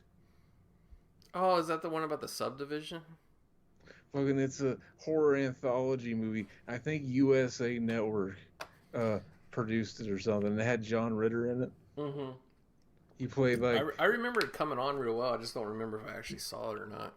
John Ritter. He played in the wraparound story, and the wraparound story was actually pretty good. It was basically John Ritter was like a real estate agent, and he was taking this newlywed couple to different houses, and like, oh yeah, it's part of the law that I gotta tell you what happened here, and that's how all the stories are framed. Mm-hmm. Like one of them, Bryan Cranston, was like being killed by a fucking killer monkey. Wow. His entire family was being stalked by a killer monkey. Fucking there, but the one I'm thinking of was like a fucking a mental patient who's like fucking he keeps like having flashbacks or seeing through the eyes of a killer who wears a grandma mask, and that's what I thought of. And the scene here where he's chasing around with this old person mask on. That's old David Hess, I think. Yeah, like I never understood who the one guy was supposed to be dressed as, the doc guy. Like I can't remember if this was his mask or not. But I think this costume he's got on now with the old person mask, I think it's supposed to be like a Father Time outfit costume thing. I thought it was old David Hess. I like old David Hess better. I thought it was that dude who was in Scarface and then later was in Breaking Bad, Mark Mangold, whatever his name is. You remember that guy? The bell guy that's like who's like in the wheelchair in Breaking Bad, I think. Genius. Yeah, it looked like him to me. There's some Kino jokes there. It is. Very few will get it, but what can you... I thought this was good because like she stabbed him with the sword, so like they use it as an excuse for when he was trying to strangle her, because like he got stabbed in the back, kind of arm area, like all the blood was running down his arm onto her. So like they kind of came up with a clever way just to get her covered in blood like really quick while he was choking her. This is a great scene, a great imagery. Yeah. Her covered in blood and the old mask covered in blood. There is some continuities there, unfortunately. Like, did you notice like 2 different times in the scene he like smashes out all the lamps or whatever? I didn't notice. Yeah, so he just smashed out 2 lamps, and now he's gonna start trying to stab her with this big pole. Because we should say she locked herself into like basically a wire cage where they keep gear and shit. Like she got in there and locked the lock. But like, yeah. Or At this point, like, I guess I'm wrong. I'm sorry. My bad. My fucked up. I thought he just came from the same direction. I guess he went down both ends of the room. My bad. I misread it as an error, but I guess it wasn't. like in this movie, there is no continuity errors, and there is no fucking plot holes, as we established before. Actually, I think I might be right there or maybe they just fucked up the screen direction because the first time he came towards her, he was smashing out the lights. He was coming towards that door, and then the way they filmed this time, like, yeah, he smashed things and came towards the door again. I don't know, it was weird. But They yeah, fucked it up, those stupid cowards. yeah, they're cowards. They won't fight me. They're cowards. Exactly. I like how that's like a thing people I've noticed on Twitter. They say to famous people on Twitter, "Fight me, you coward!" And like, okay, like what the person like fucking James Gunn or whoever's going to get in a plane and fly to whatever bumfuck wherever you would live and fight you. Like, I mean, They have to. You call them a coward. If they don't, they're a coward. I remember somebody was mad. I remember specifically it was reading a thing and somebody was mad at Joss Whedon for I think it was Avengers: Age of Ultron or some shit he wrote in there where Black Widow couldn't have babies anymore because he had a hysterectomy from the Russian government. And they said, like, oh, you turned my favorite character into a monster who can't have trouble. Fight me, Joss Whedon, you coward. Fucking, he's already in enough trouble. He don't need to fucking get a charge beating your ass out. Especially now that you think she's a monster that she can't have. She's infertile. Yeah. Like, what a fucking asshole. Yeah. Jesus. I don't know. It was weird. It's a pretty famous tweet too, because it wasn't like I just came across it on Twitter. I read about an article and they had a screenshot.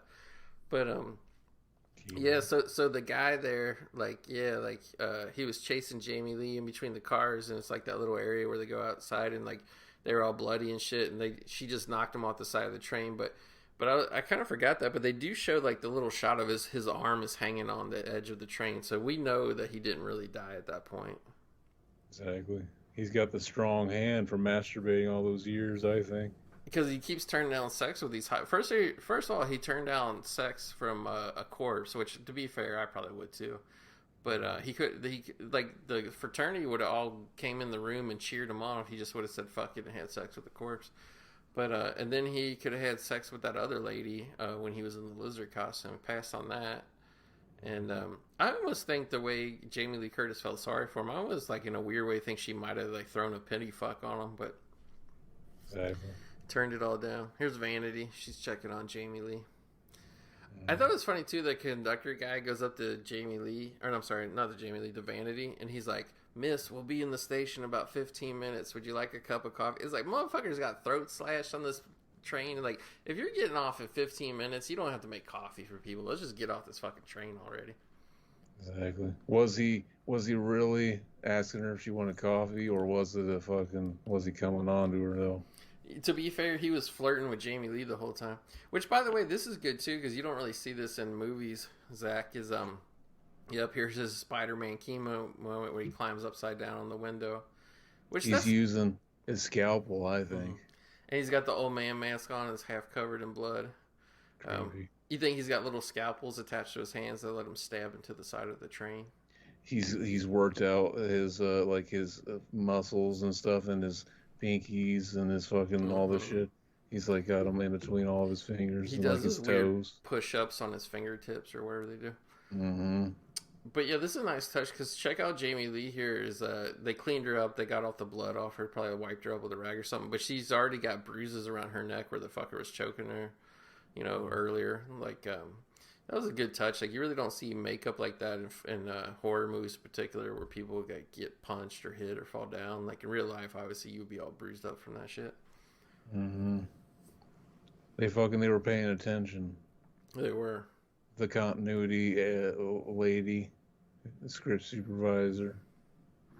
I don't know how I know it was a lady. I'm just guessing. It was. The production executive, everybody did it. Probably, yeah. It's funny, too, like, when you watch the Blu-ray special features, pretty much all they have is, uh, like interviews with different people, and like they get to the guy who did the score, and like everybody else was like just sitting in their house or whatever, and like in the office, like they get to the composer guy. He's standing out in the field just by himself, talking in the middle of nowhere. I thought that was very cool. Mm-hmm. That dude right there too, yeah. Fucking he looked like earlier when he had this hat on, he looked like Elton John. I He thought Elton did. John was in the movie. They keep calling him the Prez because he's dressed up like a, I don't know what you call it, like a Yankee Doodle dandy guy, but like I was like, is that because he's the president of fraternity, or he's like? I was gonna say too, like the poster, like some of the posters, Zach, they say like the boys, like the tagline or whatever you want to call it, says like the boys and girls of Phi Sigma Phi. Some of them will live, some of them will die. I'm like, you can't really have girls in a fraternity. Like that's not really the way shit works. Like, In movie land, anything is possible. Go. that's true. Like, unless I missed the dialogue, I always took it, just inferred that this was like, because like fraternities and sororities and colleges, they always do like co-events. I always figured that's what this is. But now that I think about it, I think it's just really this fraternity and like all their groupie girlfriends in this movie. Mm-hmm. Is this really what it's like to be in a fraternity? No, it's much more uneventful. A real fraternity is just guys sitting around a frat house getting drunk every weekend. Amazing. So it's basically like this. Yeah, but I mean, you don't get drunk on a train. You just get drunk in like a backyard or something. Oh yeah. What if they brought in the sexual act of the train, like fucking terror train, and they're doing the train on some Stacy, and then one of them is the killer, and they gotta guess who it is. That's the plot for a new one, I think. Yeah, that would actually be more fraternity accurate. You have the guys saying, "We're pulling a train on the train," and they high five each other as they spit roast the girl. That sounds like the level of quality writing you would get in a film nowadays. Yeah, bro, and they smack each other's hands. Fucking hell yeah! I want to watch that now. Now she finds a scrapbook of David Copperfield where she sees a newspaper article where they call him a prodigious stater. I can never say that word right. I like how the band is just now running out of here to be like, oh, what happened? They found Copperfield's body, so it's not him. So there's a lot of these people are just still having a good time. Yeah. It's just a big party. Like this is one of those movies. Like if you had to be in a horror movie, you could be one of these people in this other train car, or be perfectly fine. Yeah. Well, the thing is like now she goes back to the quarters where she was before. They're like the little, I want to say servant quarters, but not the crew quarters with bunks and shit on. She goes back there to find the conductor because she's like no, go ahead.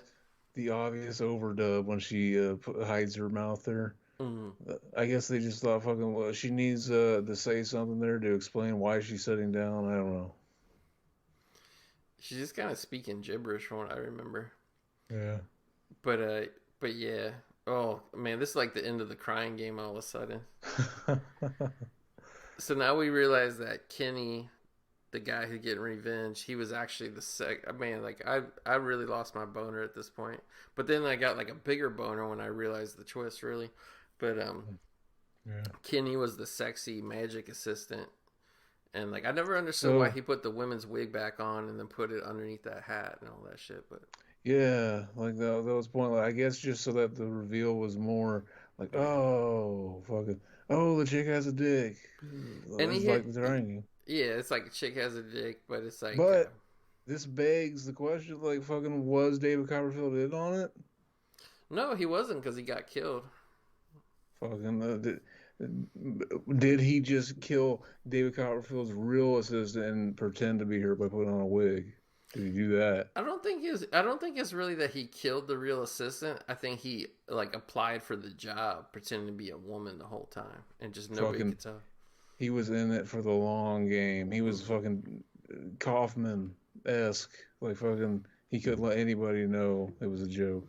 Yeah. So Kenny, the nerd.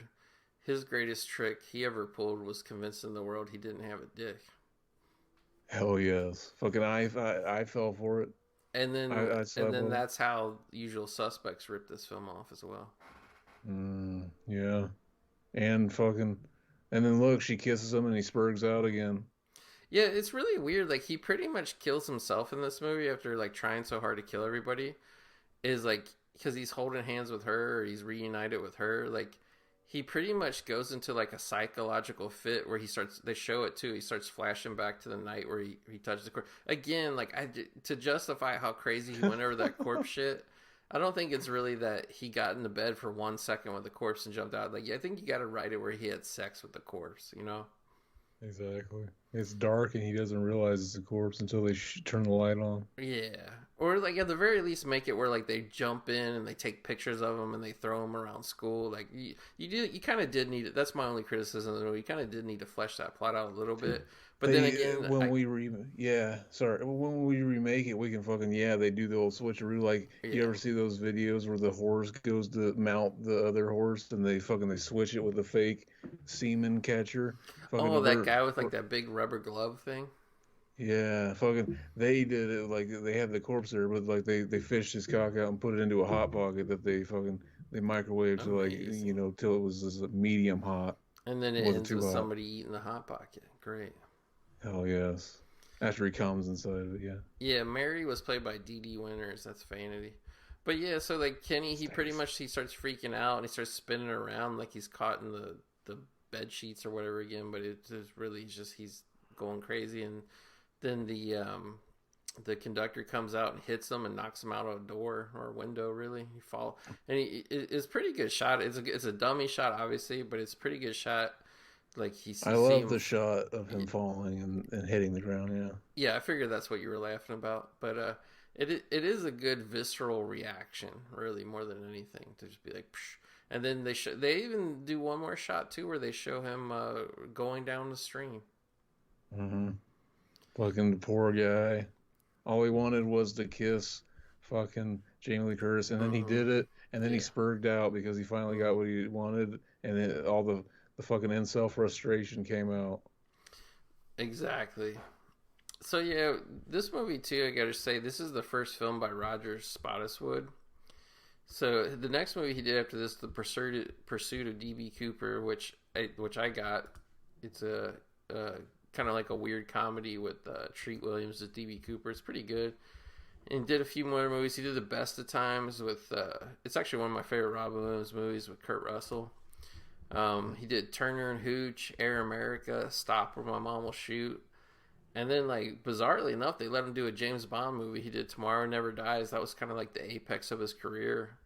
And then he did Sixth Day with Arnold Schwarzenegger, which was kind of like a weird, goofy sci-fi clone movie. And then he did a bunch of shit I've never heard of after that called Ripley Underground, Shake Hands with the Devil, Children of Huang Shi. And then his looks like his final movie, at least that they got a description for, was a movie from 2016 called A Street Cat Named Bob. Mm. They did a really great porno parody of Stop or My Mom Will Shoot. It was like a MILF porn, and it was Stop Mom or I'm Gonna Shoot. Oh, did it have Lisa Ann in it? Fucking hell yes. Yeah. Corey Chase. Oh, dude, Corey Chase is the best. Whenever Corey Chase teams up with Vanessa Cage, that's my favorite to do the mother-daughter thing. Hell yes. Hell yes. But And then whenever Johnny Cage from Mortal Kombat throw shows up. Johnny Cage in the mix is really Mortal Kombat at that point. But yeah, the poster is like him wearing the Groucho mask thing, but it was really he was wearing a clear mask at that point that he ripped off. But I guess the clear mask didn't look as good. You think they'd have to pay some rights, and maybe they did. I don't know for Terror Train to get the Groucho thing on the poster. But yeah, It's a cool poster. it is a cool poster. I don't know if this is one of the ones where you can still get it kind of cheap. Probably not. But yeah, like we said, very criticized film, not too well beloved, but I like it a lot. It's just such a, I don't know, like it's such a odd premise or whatever that I found it to be fun. So by no means a really seminal classic, but it is seminal in its own right. It's better than Prom Night. I guess I actually can really see that, and I like Prom Night. But Prom Night was one that really took me a long, long time, multiple viewings to finally get into, and it's pretty much the disco music that like actually kind of got me into Prom Night. But Prom Night is like, yeah, I don't know. Whereas this movie has like more fun shit in it. It's more goofy, has more fun.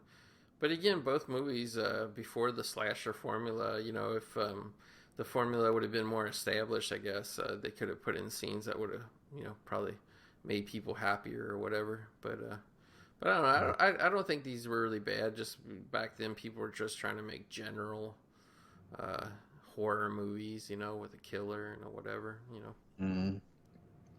Fucking have a cool gimmick. Like Halloween was a gimmick. Now a train. Like Halloween on a train. Halloween. Hell yeah. Train. Yeah, but the guy who played Kenny there at the end, it's really the end scene where he confronts Jamie Lee Curtis. Like, that guy, like, you know, from when I watched this on cable as a kid, that guy's face and the way he acted and everything, I mean, the guy's a pretty good actor. He had a good freaky look and his facial mannerisms and everything. So, I don't know, like I think there's enough about this movie to where it's like, it's not like a great classic or anything, but I think there's enough about this movie to make it memorable. Mm-hmm. It's a B or C tier slasher, but it's one of the more memorable ones. Yeah. There's so many slasher movies that like fucking. I remember for a long time, like whenever the DVD boom came out, it was like there's so many slasher movies I've never seen, and it's just like, man, how do you fuck up a slasher movie? It's so simple. And I saw so many that was like, oh, you can fuck up a slasher movie, baby. You can't fuck that shit up. You can fuck it up real good. But yeah, like, you know, like I said, it's fun to do a New Year's Eve film on New Year's Eve. But, you know, this one, though, when I was getting back to the original, I had to stealth people a little bit. If you don't get that reference act, that means when you're getting ready to go in and they think you're wearing a condom, and then you take it off, and then she doesn't even know you're doing the cames until she has a kid 9 months later. But I kind of had to stealth this in there as a New Year's Eve film because, like, we kind of, I won't say we got backlash, but, you know, compared to normal, like, one of the movies I wanted to cover the most was New Year's Evil, and then hardly anybody listened to it.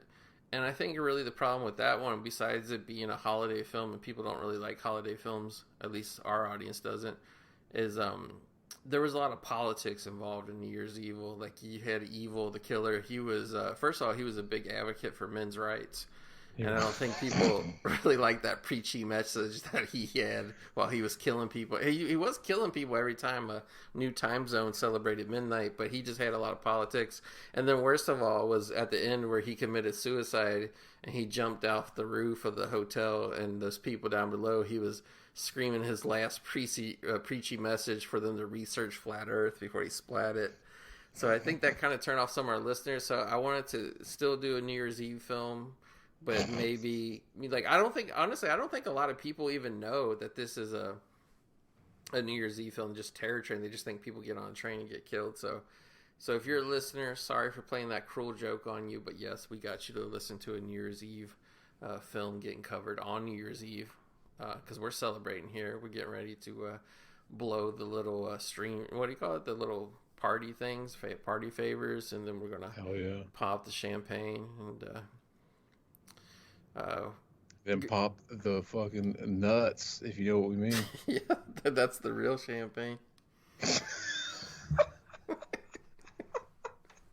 Wouldn't that be great? Like when we do our remake of Terror Train, like the beginning part is like the New Year's Eve, because like this beginning, the first time where they trick them into having sex with a corpse, is not really New Year's Eve. It's just a party night.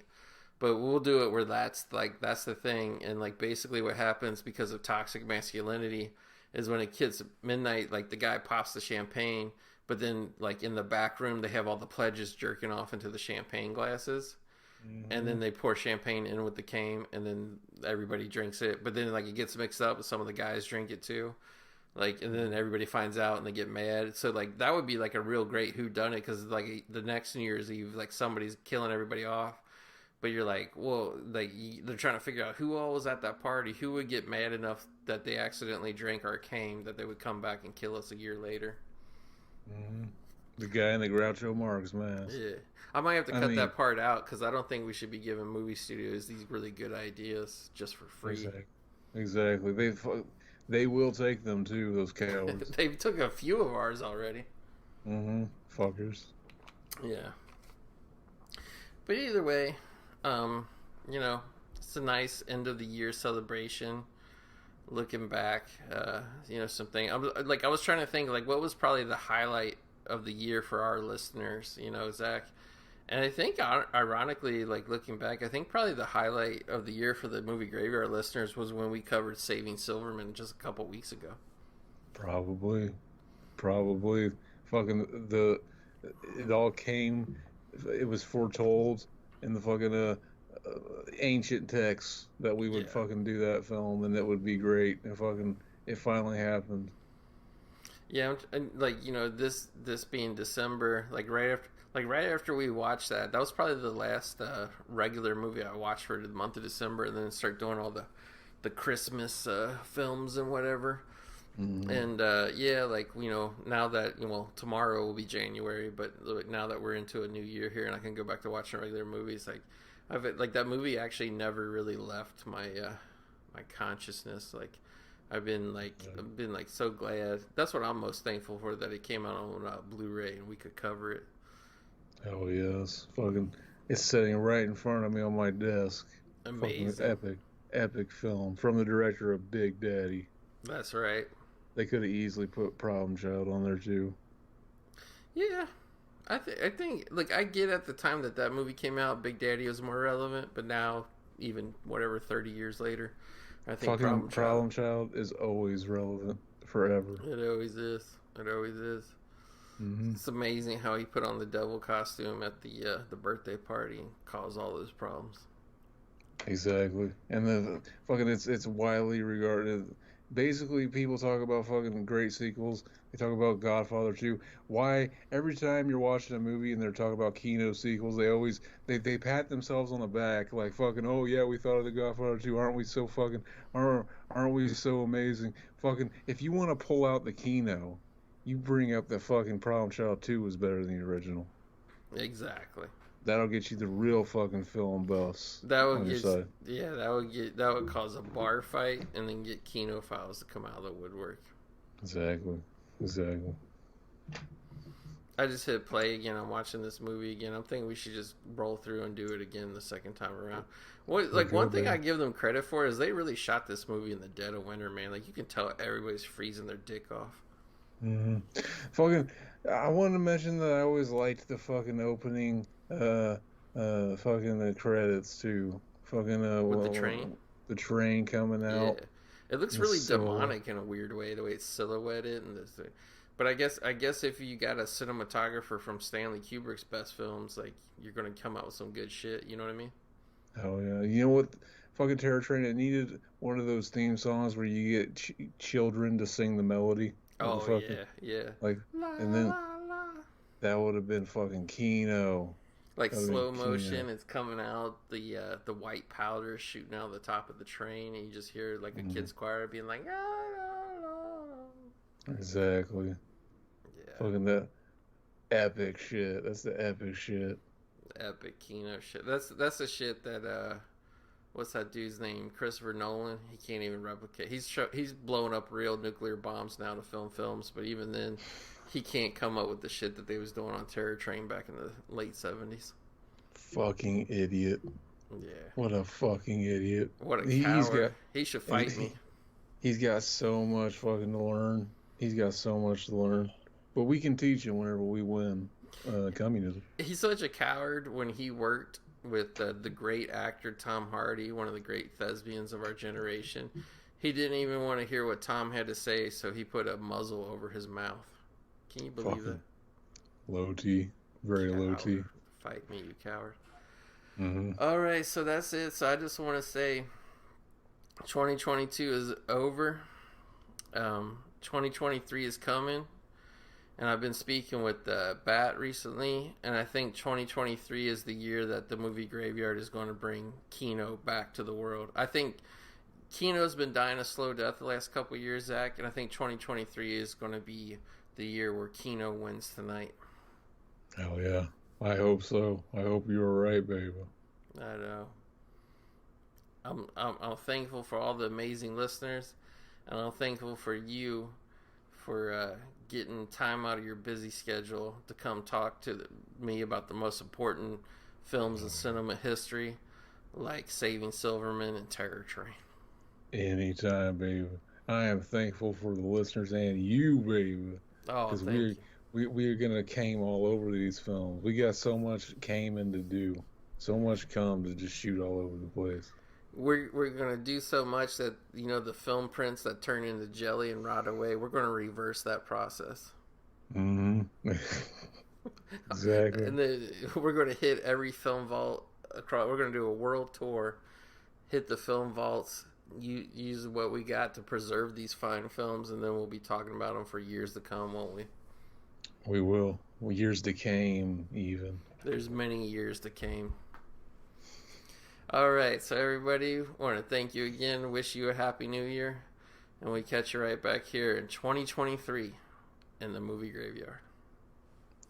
Donk.